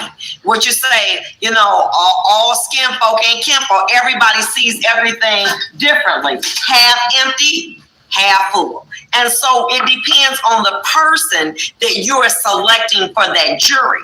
And so, you know, I mean, look at Mr. Wiley. Had he been selected, okay, young black man, they would have believed, oh, he's going to be pro defense. And in fact, based on what he just said, he definitely is pro prosecution. So you don't know all the time. Okay, that's a good thing. Absolutely. I'll just add this. Judge Evans, one thing I'd like to hear your perspective on is the conflicting testimony that's been reported. Several people who were present in the courtroom have stated that the object in question wasn't actually a knife, although the media keeps calling it a knife. It was a tool that they used to clean their cleats, and it's allowed, you know, at track meets. I've also heard reports that Austin may have fallen on it, right? And I don't know how true that is. These are people who claim they were in the courtroom, that he kind of fell forward towards it, and that's why it penetrated his heart so much, so deeply. With so many different accounts being discussed, how do jurors typically evaluate conflicting witness testimony? Before she answered that, can I say this? Because that's a talking point. I'm sorry, because I did want to talk about that, what you said, talking about the action in which he defended himself. So you mean to tell me you put me in a life-threatening situation and then you're going to blame me for my responding? You put me in that situation. So you're going to prosecute me for how I defended myself, when had you not put me in this situation, it would not have been a situation. To me, that's ludicrous. How did you believe that Mr. Metcalf put him in that situation? They were demanding that he left the locker room. I believe it was a hate crime in process. I believe that it was racially motivated because they were bullying. Not the locker room, the bleachers, but I digress. Him, taunting him, telling him to leave, that he does not belong there. Most likely he was probably outdoing them on the field, and they were jealous, just like a lot of these supposed to be racially superior people believe that we are outdoing them at their own game. And so what they try to do is intimidate us so that they can affect our performance. So they were saying, according to the people, that they were trying to force him to leave the locker room and trying to bully him and put their hands on him. They were the aggressors. So how is he now being prosecuted 35 years for trying to get out of a situation that he did not initiate? Because you have to show that he had a reasonably belief that force was immediately necessary. And what they believed was sticks and stones may hurt your feelings, but words will never harm you. Or sticks and stones will hurt your body, but I don't remember. Don't worry about it. We got it. We know it. What I mean is this: you cannot have force with words. I could say to myself, or somebody could say to me, "Your mama ain't whatever." They could talk about my mama, my daddy. They were accosting him. And my point being to you is, even if it was something that was painful to a person psychologically, they did not believe that having a force. So him getting punched and humiliated, kicked, pulled, that's not justifiable in the means? That is crazy. Hey, hit me up so we can wake up. All right, I'll do that. I'll definitely do that, right? All right. But you mean to tell me that I cannot, if I am in a circle and they're all screaming at me, surrounding me, even a white lady said the exact same shit. Like, her brother was being bullied and stabbed and killed. That is straight asinine. Force was immediately necessary. To get back to your point about how he fell on this apparatus. The thing about the body, people lie, but that body don't lie. In order for him to have fallen on that apparatus, it would have had to be straight up like this. I don't have anything that hard or whatever, but it's very challenging for an object just to be sitting straight up like this. Very, very hard. Okay? And for him to have fallen, Gotcha, now think about this, the weight of the body, you 180. If I fall on an object that's up there like that object is gonna fall. It's not gonna go through my chest. See, that's the thing about the body. That's why autopsies are so important, because you can look at the body and tell based on the injuries whether or not it was blunt force trauma or why, because of the force. I reject necessary. that. I reject that. It's not about it's not so much about physics that it is about the body, because the body doesn't inflict the injuries. It's the inertia and the process of movement and force that's being used towards the instrument. You a nurse. You ever seen somebody fall on a knife? It has happened. Have you seen it? I have not. I'm asking you, have you seen it? Have you seen the body just all of a sudden automatically injure itself? Because you're saying you're using the premise that the body did it. I'm saying that he the body did that it. apparatus and hit that boy in the heart. That's what Can I say? That's some coon shit right there, bro. That is just some cool shit right there, bro. Well, I'll tell you this. The next, if, let me not say that. Let me not say that, because I don't want to trigger nobody in the chat. I don't want to trigger nobody. Anything else happens, and white people destroy you on a limb, don't call me. Don't call me. We're cooked. We're cooked. We are done. Finito. A la ficha. We are cooked.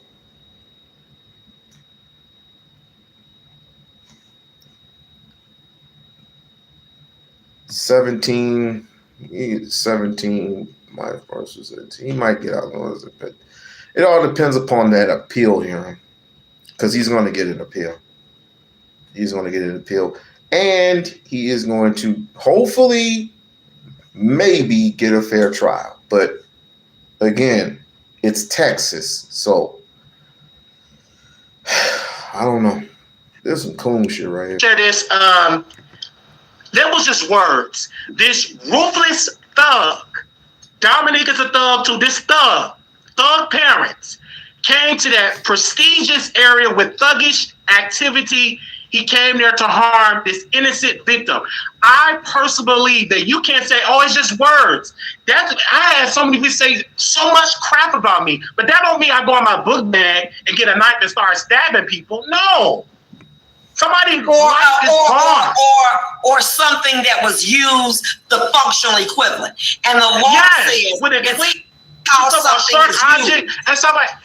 something with it. And I'm like, no, and I'm glad that the jury did it. I was hurt when they said 35 years. I mean, he should have did. I mean, it should have been a death penalty.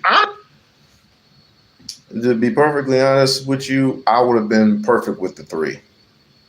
For manslaughter, because I said that's the worst that he can get. But to come to find out, with all the other extra evidence and all the people who had came out for Carmelo, I'm starting to.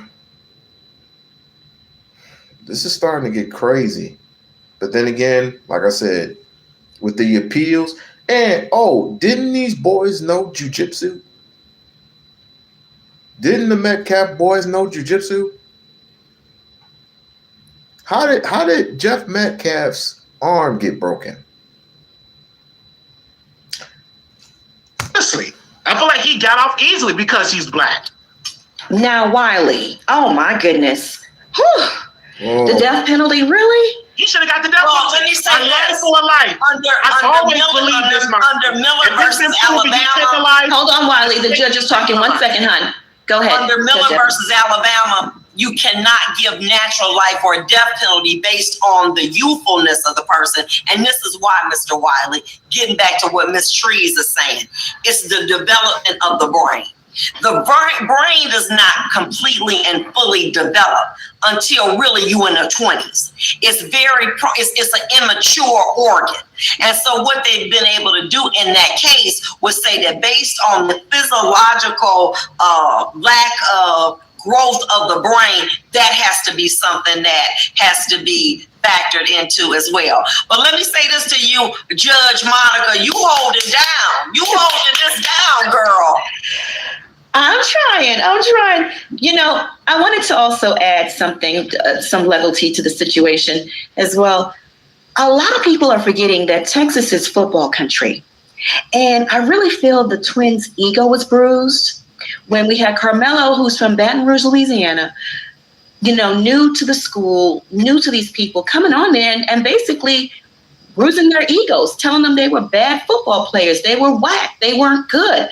And it just created a whirlwind of emotion. You know what I'm saying? There's So much so that you had to go and fuck with Carmelo because he whooped your ass in a meet. And some person invited Carmelo over to the tent and he was just basically minding his own affair. But them knuckleheads came along and started fucking with him, and it's his fault. I just don't. Wow, bro. Wow. If you like the video, go ahead and like, share, subscribe to the channel, and yeah, that's crazy. That is fucking crazy. So if I sit down, and I'm chilling. He pushes me or shoves my head or whacks me upside the head, I'm supposed to take it. Okay, cool. All right, cool. This is crazy. And she is right. I think her name was Sass or some shit. All skin folk ain't kinfolk. So if you talking that coon shit, I'ma look you dead in your eye and I'm gonna go, yeah, we good. no doubt in my mind that they were intimidating him. They surrounded him. They even probably tried to jump him, and he felt extremely intimidated. But he also, you got to take into effect, is emotional intelligence. Yeah. And then Miller versus Alabama comes in and says that the reactions of a child are a lot different from the action of adult based on the growth of different parts of the brain, the part that processes this. So therefore, it is something that's considered. But let me say this to you. What we see now going forward as African Americans, we got to handle our business. Let me say, fuck you, bitch. You mean to tell me that motherfuckers who are surrounding this kid and pummeling this kid, I gotta act with emotional intelligence? You know, I can get up this way. You know, I can get up this way. They're pounding me. They're constantly pounding me. 101, they're constantly pounding me. Oh, I got my escape. Oh, I'm dragged back in. And then they're constantly pounding me on this side.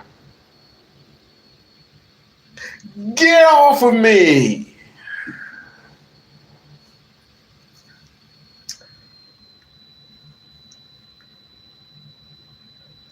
Allison stabbed the Hispanic boy like 8 times. Pool of blood was on the floor. They gave Grace and Allison, the white boy, No, sir. No, sir. It ain't by any means necessary, because you can't defend yourself in Texas. You can't defend yourself anywhere. You can't defend yourself anywhere. This is what these people are telling. Well, except for the one. These are what these people are telling you. That you cannot defend yourself. So this is what I propose. You want the solution? Fine, I'll give you the solution. Like, share, and subscribe channel. Like, share, and subscribe to the channel. Calm down, lot. No, I'm not calming down. Don't you tell me to calm down. I prefer not to calm. No, I'm good. But I have a solution. Are y'all ready? Are y'all ready for the solution? All right, hit the Cash App, hit the Super Chat, hit the like button, and subscribe to your boy. Here's my solution. First, let me put this in here. I need to speak with my dear buddy. I need to speak with my dear old friend. I need to speak with my dear old friend. If I could put the damn link in there. I need to speak with my dear old buddy. Let's see. Now, Lisa, if you were so kind. Barb, if you were so kind. Oh, I forgot. Barb doesn't do panels. Barb doesn't do panels. My bad, Barb. My bad. My bad. Okay, here's the solution, right? Here is the solution. Fuck them up. Fuck them up. Fuck them up some more. You're going to find out how bad the system really is. I forgot. This system is already screwed up. This system is already, it's already screwed up. Right? You can't, what is it? There's a plethora of things you can't do. You can't walk and chew gum at the same time. You can't build no facilities without it being torn down or burned down. You can't go into a store that the Asians own and control without even being watched. You can't protest without ICE agents being all up in your business. You can't do a peripheral of things. You can't find a decent job anymore. You can't make ends meet. You can't have you can't have certain parties. You can't have barbecues anymore. Oh, did anybody forget about the Jeffrey Kinzer incident? Where Jeffrey Kinzer came in there, started yelling nigger this and nigger that and nigger this and nigger that, had body armor on, shooting, whether if it was in the air or at the people. We're talking elderly people. Elderly people in that area. Elderly black people in danger. Luckily, there was a Marine there. And the kids. Luckily, there was a Marine there. And he returned fire. I don't know if he did get hit, didn't he? He did get hit. Good. Now he's talking self-defense. I'm telling you, Trump has emboldened everybody. Trump has emboldened the dumbest of white people to do some outlandish shit. These are the times that you either leave us the fuck alone or you're going to find out what it means to say, fuck around and find out. Because I'm telling you right now, this situation is going to come to a head. And I don't need some punk ass judge to tell me anything about anything, man. Not anymore. Since there ain't no fucking justice in the world, we don't even need no motherfucking judges. Not like that anyway. Because y'all bought off. You're gonna tell black people we got to handle our business. That is true. That is true to some degree. If we handle our business and handle our business the right way, what is handling your business, We-On-Loc? Well, I'll tell you. Build your own facilities. Infrastructure. Build your own schools. Build your own fucking hospitals. Start sacrificing, putting that fucking money in. This should be happening for years and years and years and years. Linda McMahon wants to cancel all public schools. Linda McMahon wants to cancel all public schools and do nothing but private schools. Not everybody can afford a private school. Hell, you might as well do homeschooling.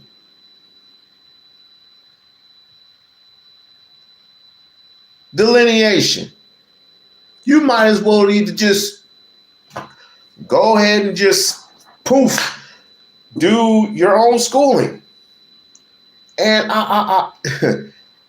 and knowing that this is not popular, but I really don't care. Like them, love them, hate them, doesn't matter. When Uma opens his school, I don't want to hear shit. Maybe we need to support people like Q Butter. Maybe we need to support people who actually have black schools for black people so they can get educated. Because you know what? If Trump stays in office for another 3 years, you know how that's going to be? What is it going to be like? I wonder. Gas is already up like $2 and some odd cents, especially in California. California, that's $6.13. It takes up to $70 to $80 to fill up in a full tank of gas. And you're going to be sitting here wondering, where am I going to get them my next meal? You know, they called Bill Gates, who owns 18% of the farm companies or the farm businesses. So a boy can't. And you can't get reparations, by the way. Your reparations is gone kaput. You ain't gonna get no damn reparations. So, you got a boy who can't defend himself. If you're black and in America, you can't defend yourself. You can't. So you might as well just go to jail. Go to prison. Hell, hopefully have a clean record. And maybe, just maybe, the governments or the Supreme Court, they look at this and they go, this is an opportunity to wipe out all the blacks. Then you'll have nothing to worry about except for Asians. And guess what? Asians don't give a fuck about who's left. They are simply going to dominate. And then who else left after that? Oh, white folks come and look. It's like, we need the blacks to come save us. No, buddy. No. That ship has sailed a long time ago. Hit the link, babe. Hun, hit the link.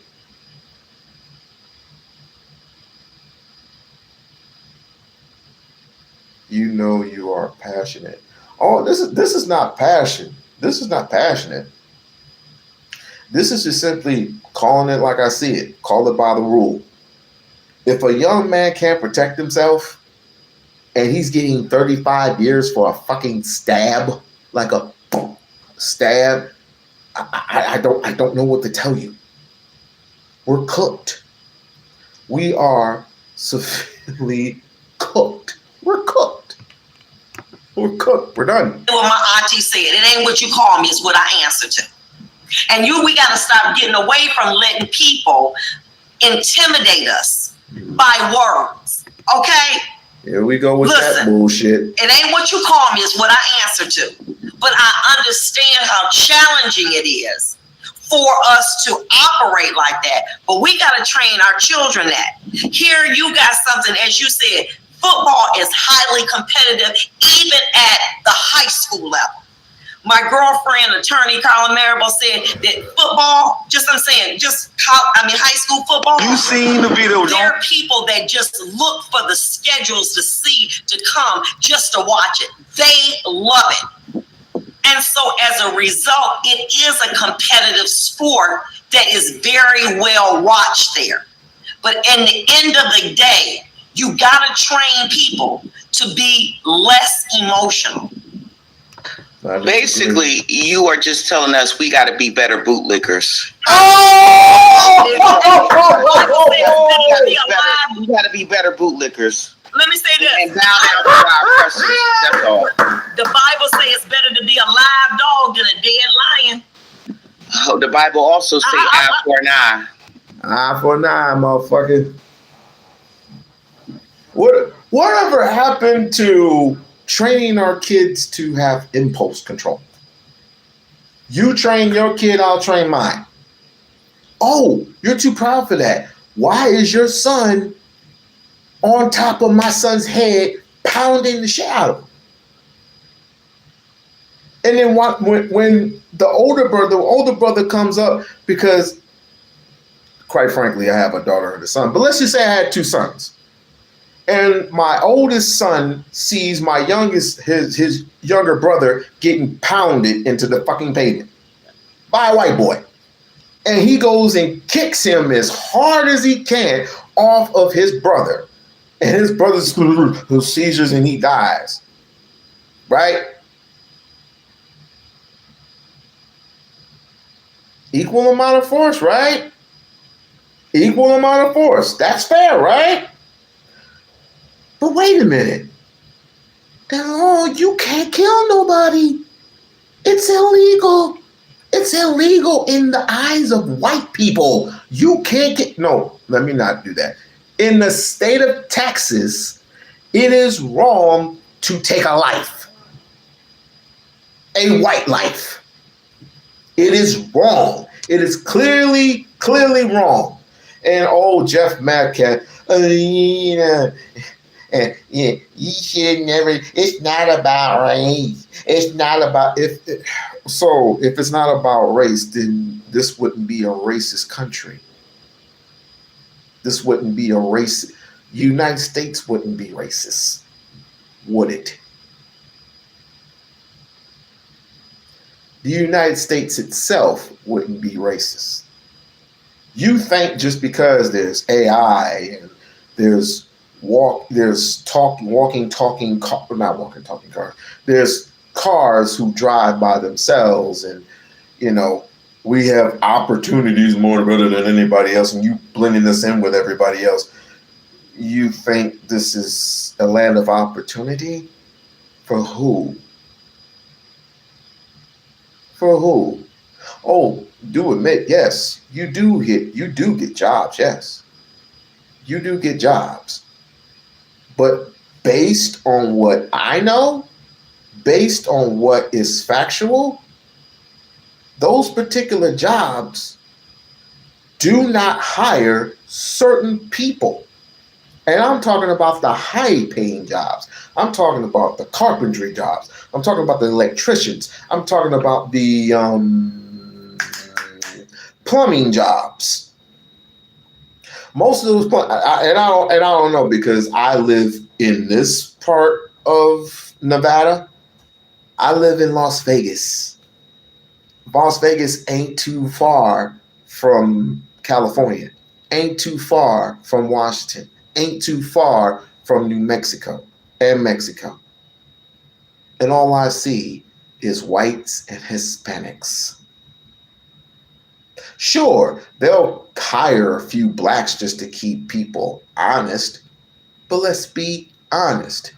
If we were to have our own carpentry company, just imagine what that would be like if we had our own carpentry company. If we had our own, which I'm not saying nobody does, I'm not saying that. I'm just saying in mass. If we had our own companies, our own everything, our own land, there is a reason why those specific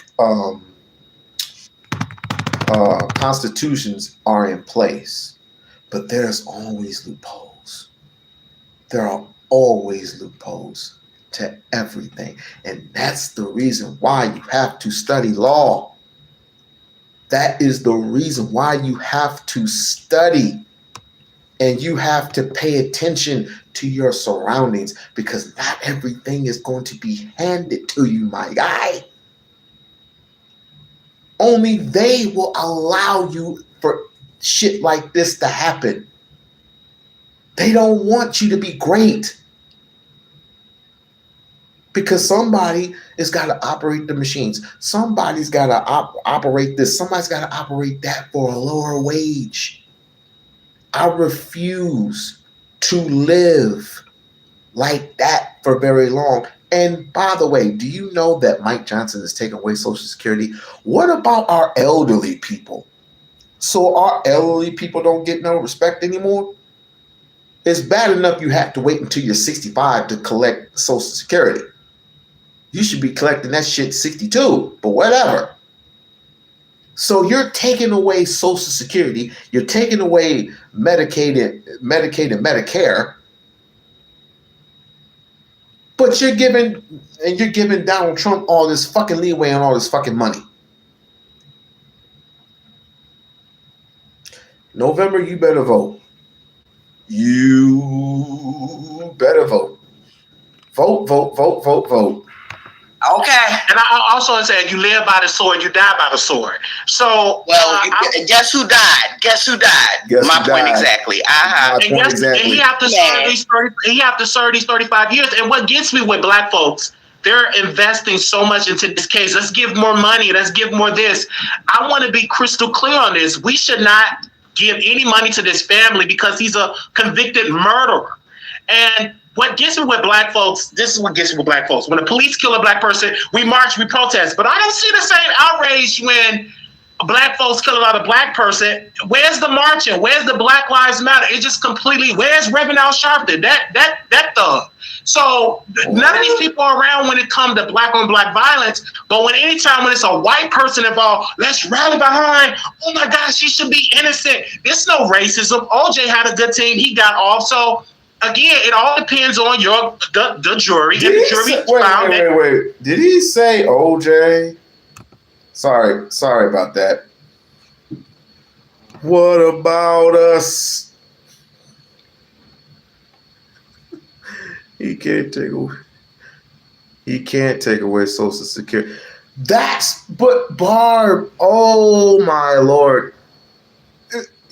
Lisa, will you talk to her? Talk to your friend, please. Yes, he said OJ. He said OJ. OJ hadn't been black since the Commodores, man. OJ hadn't been black for a very, very freaking long time. OJ has not been black since First 10. Y'all remember First 10 from back in the day? First fucking 10. He has not been black since First 10. Now, don't get me wrong. Great athlete. Not taking that away from him. But hot damn, man. Education is easy in these days. Depending on where you live. So I'll say that. I will say that. We are born into a world owned by others and nobody owns us anything except our parents. What do you think about that? What do you think about that? Can't stab someone in every high school fight. So not college. So you say that. So every white man has the right to bear arms themselves in grocery stores?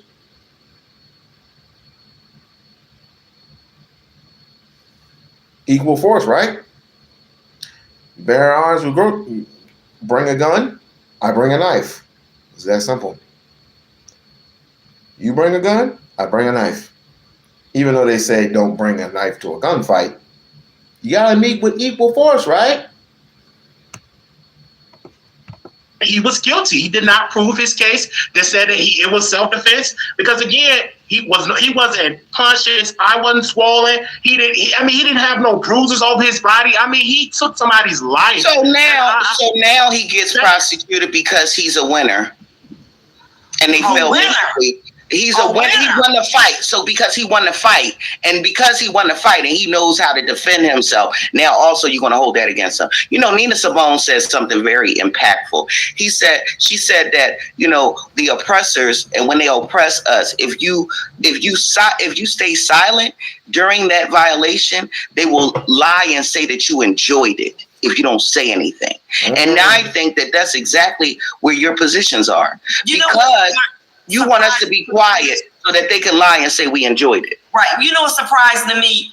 I don't know if you took an oath, but you in the healthcare area, your job is to help save lives. And for you to devalue as a person losing their life, and you a nurse.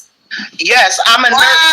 I'm a nurse. Wow. And guess what? As a nurse, answers to you, ma'am. Do you select who you will give care to and who you will not? I'm not a bigot. So the thing about being a nurse, Judge, is that when you see that somebody is in a life-threatening position, safety comes first. And so this young man was trying to be in a safe place, save himself from harm, and unfortunately, somebody's life was taken. You as a judge, you having a sworn office, you having a sworn I'm an attorney now. Okay, you're an attorney now, but excuse me, can I finish? Excuse me. I didn't even put a period. I can't speak. Had come to your hospital. Enjoy your day, ma'am, because I didn't even put a period on my sentence and you interrupted me. Oh, well, I afforded you the opportunity to be uninterrupted. So being a sworn judge at one particular time, your oath is to ensure that justice is served. This is a grave injustice, and the crime does not fit the punishment. So if we're going to go stand on the premise of oaths, you're doing yourself a disservice by even thinking that he did not have a right to live. And unfortunately, somebody else's life was taken. But had he not been put in that situation, this would not even be a discussion. Do we understand that? I don't agree with it. I don't agree with it. It seems to me. No. I just don't.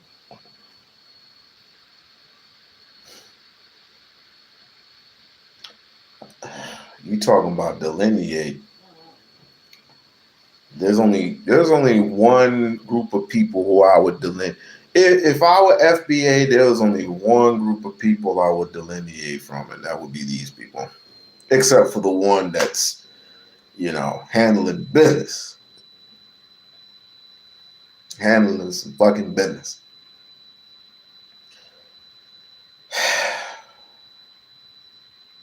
It's wrong. It's just fucking wrong. Punishment doesn't fit. No, it doesn't. It doesn't fit the crime at all. You are clearly stating in a fact that you cannot be in a world where you are completely innocent. There are past videos of this boy being a good boy, being a good kid,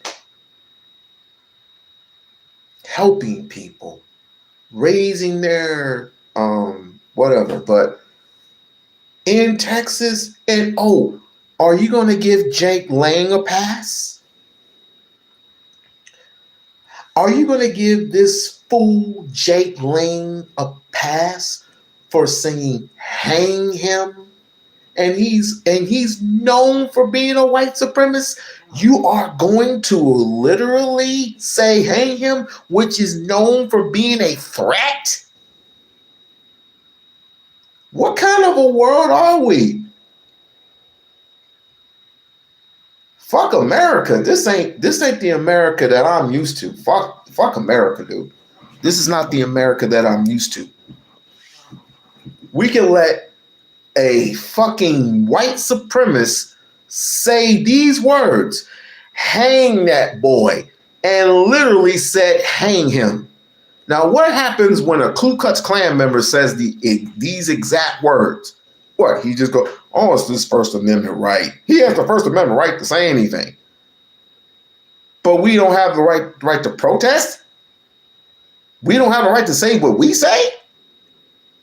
What kind of shit is that? Jesus Christ. That's your question. As a healthcare provider, had you been a nurse at that hospital and you knew the circumstances, would you have withheld care from Mr. Metcalf to say? What? How is that even a question? I'm going to ask you that. But hold on, ma'am. Answer my question, Miss Trees. Ma'am, I don't know if you bumped your head on your way in, but I don't mean to interrupt. But we do have some people backstage that want to join us and ask some questions. I'm going to go ahead and bring them up. All right? Because this is just getting very, very heated. Yeah. All right. Let me move this over here like that. Let me add this. And 9 size to me. Are you ready to come up? All right. You're welcome. Ask your question. Well, I was wondering if anyone had a feeling, which I do, that this is a psyop. A what? A psychological operation. No. That's above my pay grade. I don't know nothing about that. Let Miss Trees answer. She the healthcare person. That's above my pay grade. I have no knowledge of any type of covert operations, and no, I am not trying to delete myself. And I don't want no turtle top white vans pulling up with no pillowcases in front of my house. So you can go on around the corner with that. Funny. Okay, so say for instance, this is real. You know, and it's very serious. So if you like the video, please support. But pause a second. If you like the video, please support the channel. So please support the channel through Cash App or a super chat, or a smiley or a heart. This is bad. This is bad.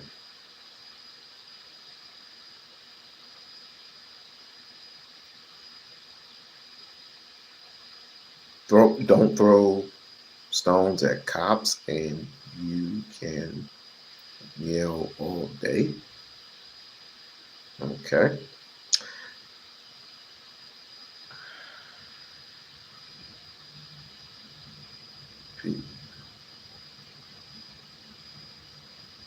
I just don't.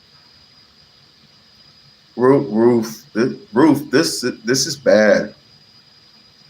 This is some fucked up shit. They are literally telling us under this administration, and I get, these Sambo soldiers, these coons, man, bruh. You are literally trying to belong to a class of people who don't have your best interests at heart. Because as soon as you fuck up, as soon as you say the wrong words, you're out of there. And look at all the celebrities who have been through the ringer. Well, we don't mention her. Stacey Dash. We don't mention her very much. Candace Owens.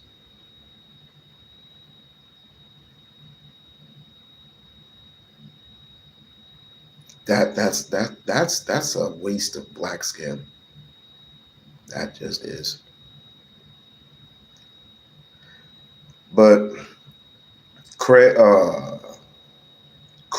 Willis was the prosecutor in the case of Carmelo Anthony, and literally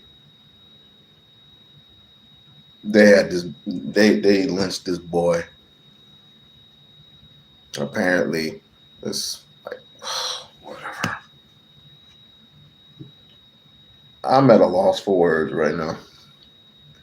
Because we want to put this boy underneath the fucking jail. And for what? And for fucking what? And for all the, listen, I'm going to say for all the angry mans out there,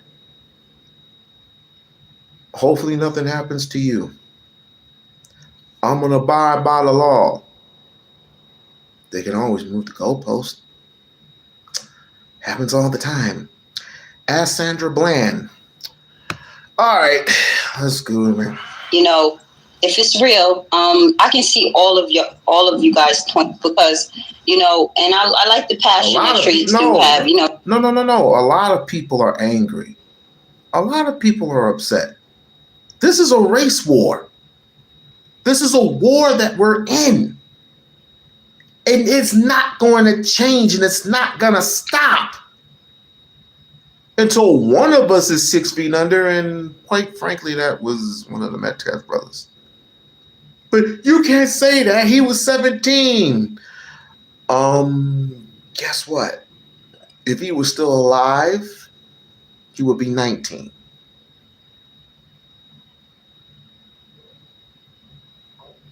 People get tried at 17.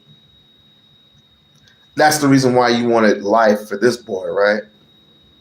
When not Austin, but when Carmelo Anthony was 17 and he did what he did and defended himself, you wanted to give him life in prison, right? You're used to trying black kids and give them a larger sentence for stealing a pack of bubble gum. So don't even come to my chat with that bullshit. You want to try niggas for stealing a pack of bubble gum and getting them 20 years. Cyrus didn't even take a water bottle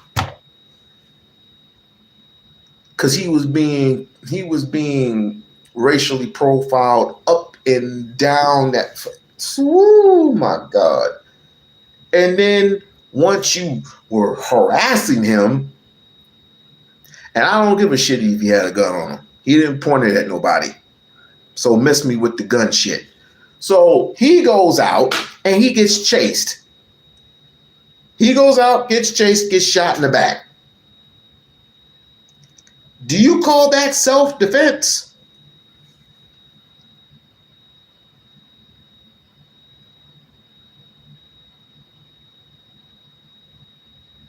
I don't. What you're missing is what I don't think Carmelo was in any position to see if he were not to stab people in the heart. I don't think he was in the position to be doing that. As a matter of fact, if I'm being stomped on, I don't think I would be in that position at all. I'm not wasting my time to see, oh, I don't want to stab him here. I want to stab him in the arm. He wasn't in that position.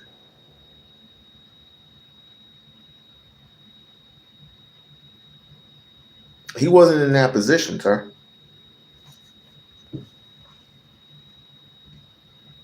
But I wish you would come to the panel and explain your case. But I guess people don't want to talk today. We're going to put her on the front lines if it goes down in America, you know. But what I'm saying is, you know, the judge, the attorney, she had a very good point about, I feel like she was talking about impulse control. So, I really do think a lot of us grew up. What does that mean? Form of solidarity. That's the first time I've heard of that. What does that mean? Like, share, and subscribe. Like, share, and subscribe. Lisa, you okay? Barb, is she okay? What are y'all doing over there? What are y'all doing over there?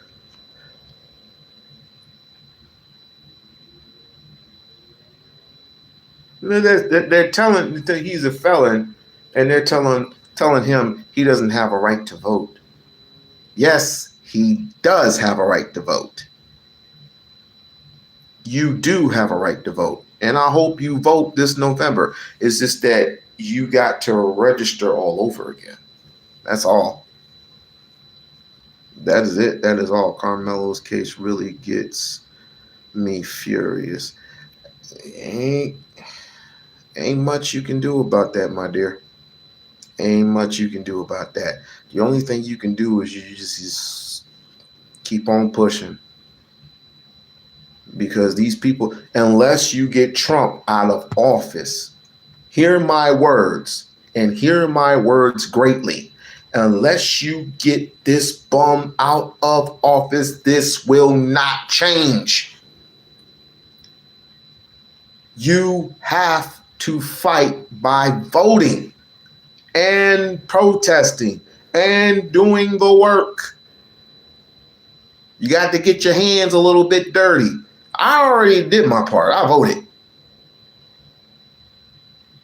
I voted for my attorneys. I voted for my judges. And quite frankly, it's the same people. So, I mean, except for a couple of new bodies.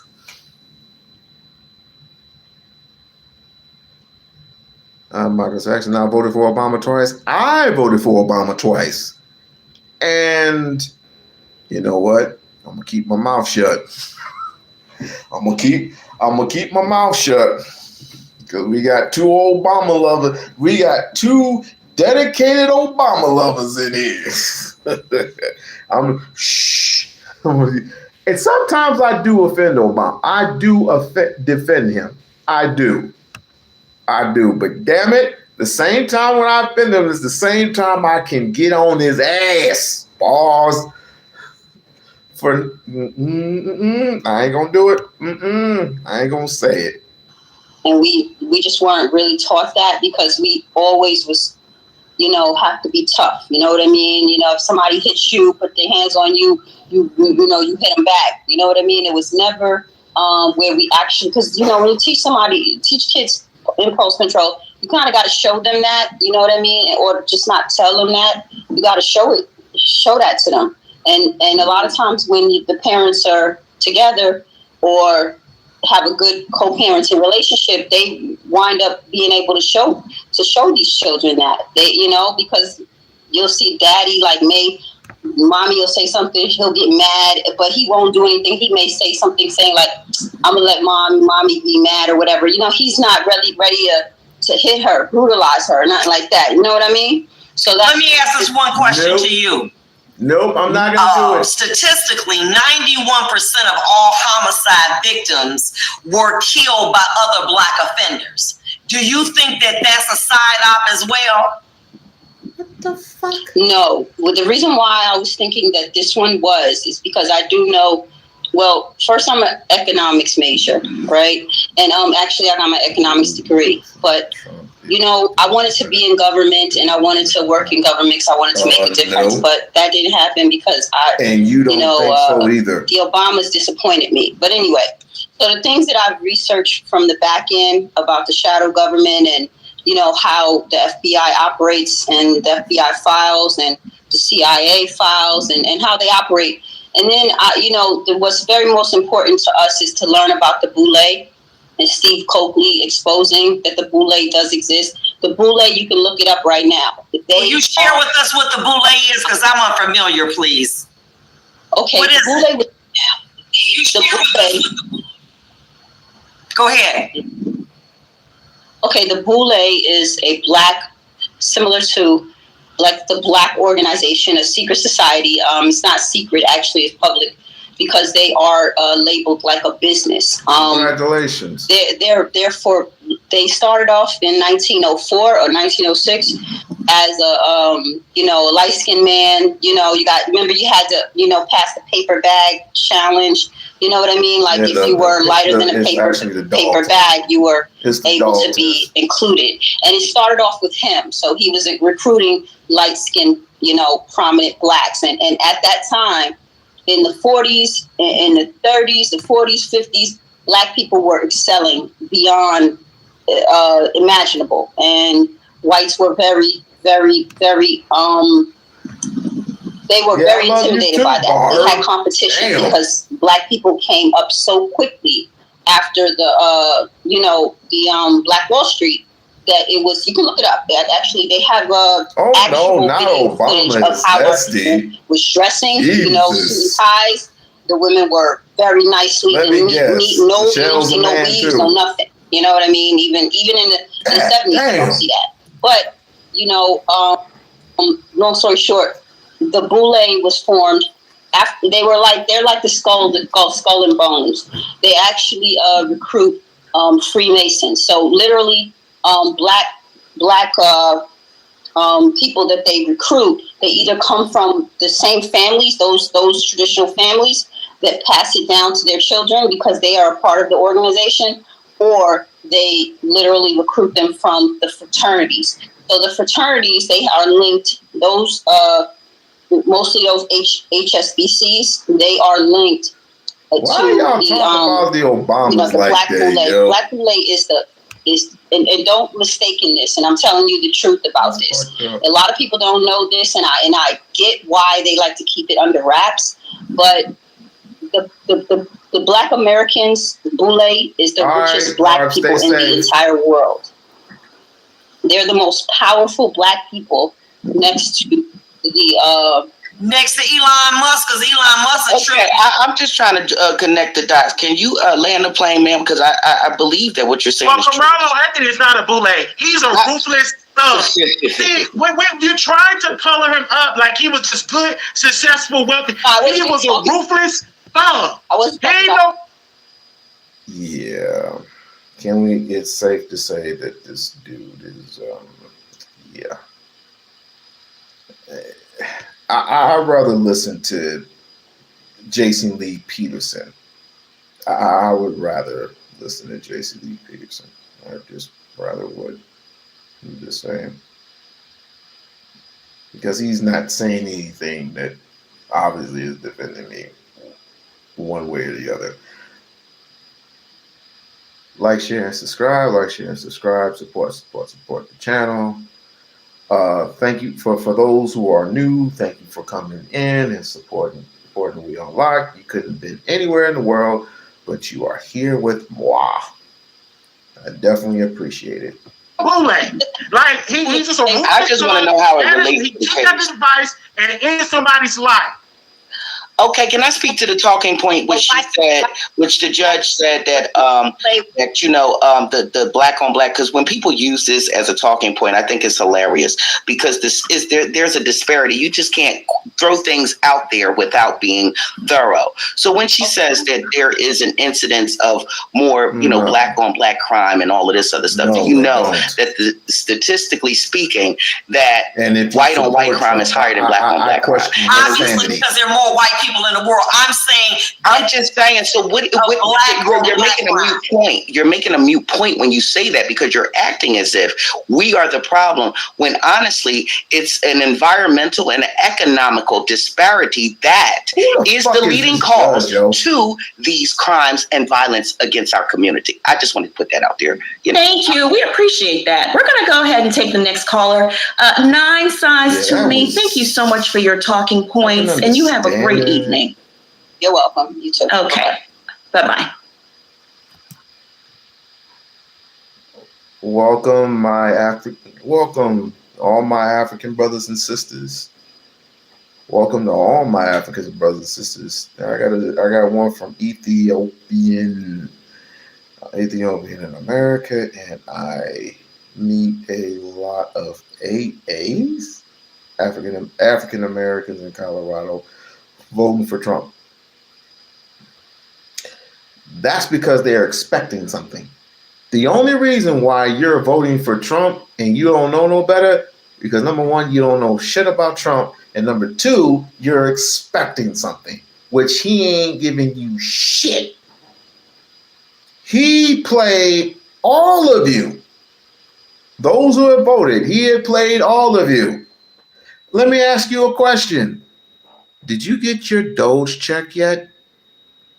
That's all I need to say. Did you get your Doge check yet? I ain't get shit in the mail. We were promised $5,000. Did you get that $5,000 in the mail? Fruit Gummy Q, are you ready to be added? What the hell are all these names? All right. Fruit Gummy Q? What? Good evening, everyone. So thank you for bringing me up. I will say there's been some very interesting talking points, so I'm going to try to be as short and concise as possible. Before I actually get to the actual case itself, I would like to make a call of action for Black people, regardless of your age, to make sure that we as people don't take on the negative stereotypes that has been propagated to us. I don't understand how in this case, the first thing that I've heard from either side, Black or white, is to make this a collective Black community narrative when, yes, race does play a part, but I've heard some really negative and untrue things be spread about. I don't know why when anytime there is some kind of criminal act or something happens, that when it's a white or Black dynamic, automatically the narrative when it comes to Black people is that as a Black community, what we need to do, or there's really negative things.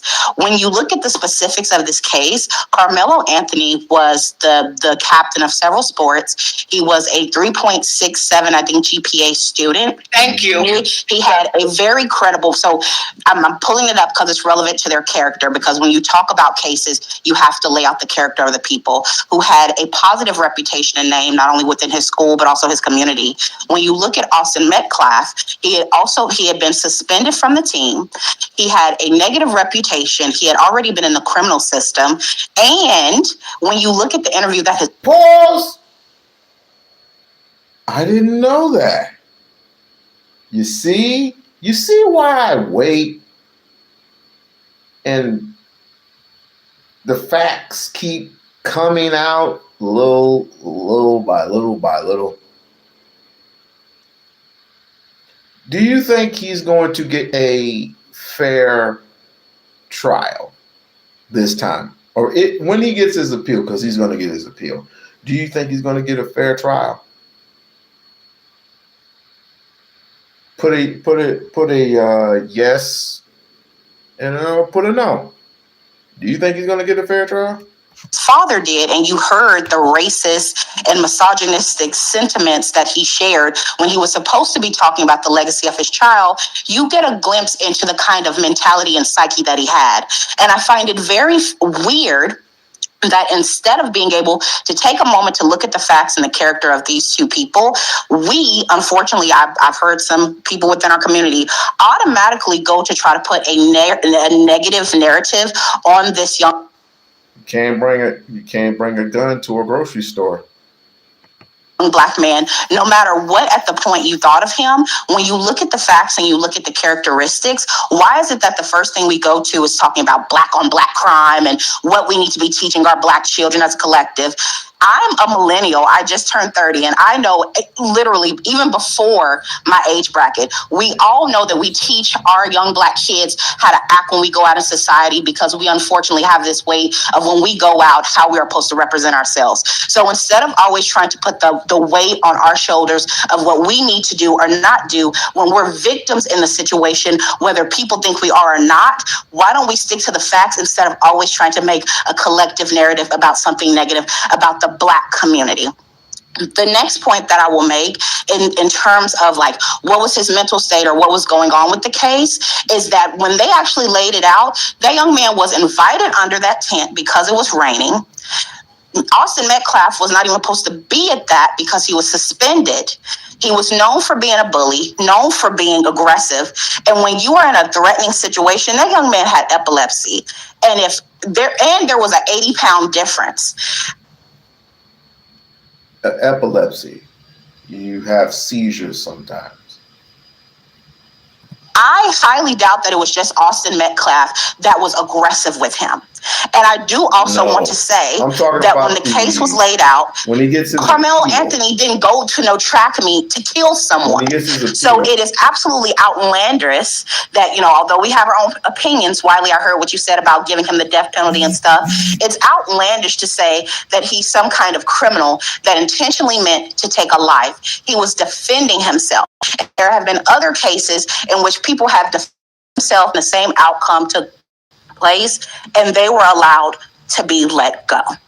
My last piece, and I will wrap this up, when it comes to giving grace and being able to see the situation for what it is, I want us to make sure that we're not looking through the same lens of racism and bigotry that would allow the jury to even make the decision that they made. And I specifically want to call out Wiley for the sentiments that you've made, because I have followed you here on YouTube. And when you've had some of your instances, i.e. with the Walmart situation, the Black community gave you grace and identified that you were going through some challenges. So I'll wrap it up and just say, it is an unfortunate situation, but I would like for us to actually look at the facts of the case versus looking at it through the skewed eyes of a lot of propaganda and racism. Yes. Thank you, Monica. Amen. Oh my gosh. Very well said. Thank you so much. Let me say this to you. When you talk about going to the meet not with the intent to kill, have you ever had an opportunity where you know that you getting up late, you see a light turn yellow, you say, you know what, if I make this light, I can get on to work on time, and you choose to go through that light, that's all the time that is necessary. Premeditation, deliberation, intentionally forming an idea takes seconds. It's not like somebody woke up that day, I'm gonna kill me somebody, let me put my apparatus in here. Yeah, she hates herself, and more importantly, she hates Black people. That's just it. That's just it. Whoever say something to me, I'm going to stab them. No. May I push back on that for just a moment? You should be allowed to stab someone. You should be allowed to stab someone if they accidentally step on your shoes. Shoot, I'm at a gas station. Okay, I'm gonna leave that alone.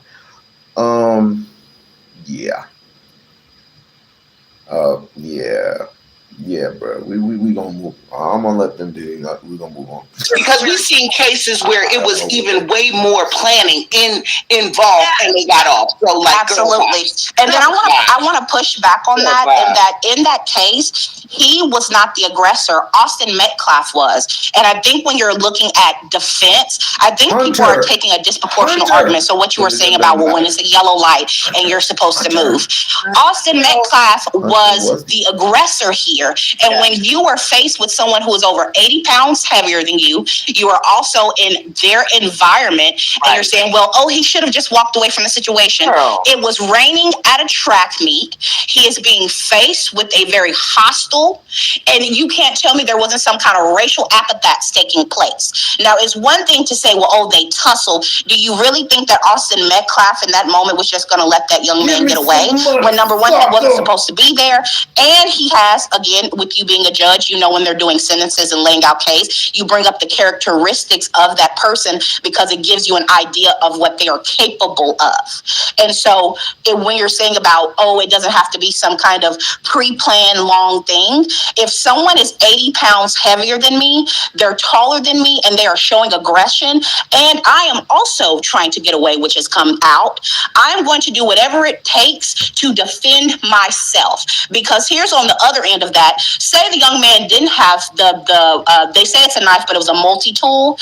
When you're in a physical fisticuff, with there being such a size difference, Austin Metcalf could have hit him in his head. He has epilepsy. That could have sent him into a seizure. He could have died in that situation. So again, in self-defense, you don't know what the other outcome is going to be if you're being an aggressor. So the conversation doesn't need to be about what we need to teach our young black men in terms of self-regulation. The conversation needs to be, don't go out in the world, regardless of who your color is, and be an aggressor because you might be the one getting got. And it is unfortunate that a young man, Austin Metcalf, had to lose his life. But when you hear his daddy, when you hear his reputation and the road that he was already on, if it wasn't going to be under that tent, it was going to be later in life. Austin is dead. And what gets me with black folks, that it's very sad for black people. They do not want to hold other black folks accountable. They want to give Carmelo Anthony a pass because he's black. He's a thug. His parents should have taught him, if somebody's talking about you, walk away. Non-violence. I can understand. He didn't get punched. He didn't go on no seizure. He took somebody's life. And he has to serve 35 years. I hope they do hard labor. I hope he's outside sweating, working on the farms. Wiley, I have a question for you because I don't. That's a nigga who hates himself. When he's talking to you and he look, nah, I ain't gonna do that. I'm not gonna do that. That's a straight nigga who hates himself, yo. Clarence Thomas hates himself. Yeah. I don't know if you actually looked at the case. Was also I'm saying by but what you're saying about he should have walked away. Who was the actual aggressor? Because I heard Judge make the Carmelo Anthony was no. Austin Metcalf, which even came out in the trial because we can't have it two ways. The discussion has been, the young man shouldn't have had the knife, even when the man was being aggressive, right? When Austin Metcalf was the aggressor. He went to physical violence against that young man, point blank, period. So to be able to then say, Carmelo should have walked away. He wasn't the one to be aggressive first. And I heard the conversation be, if he went to the tent and he was talking trash, let me ask a question. Is Venmo good to have? I was thinking about getting Venmo. Is Venmo good?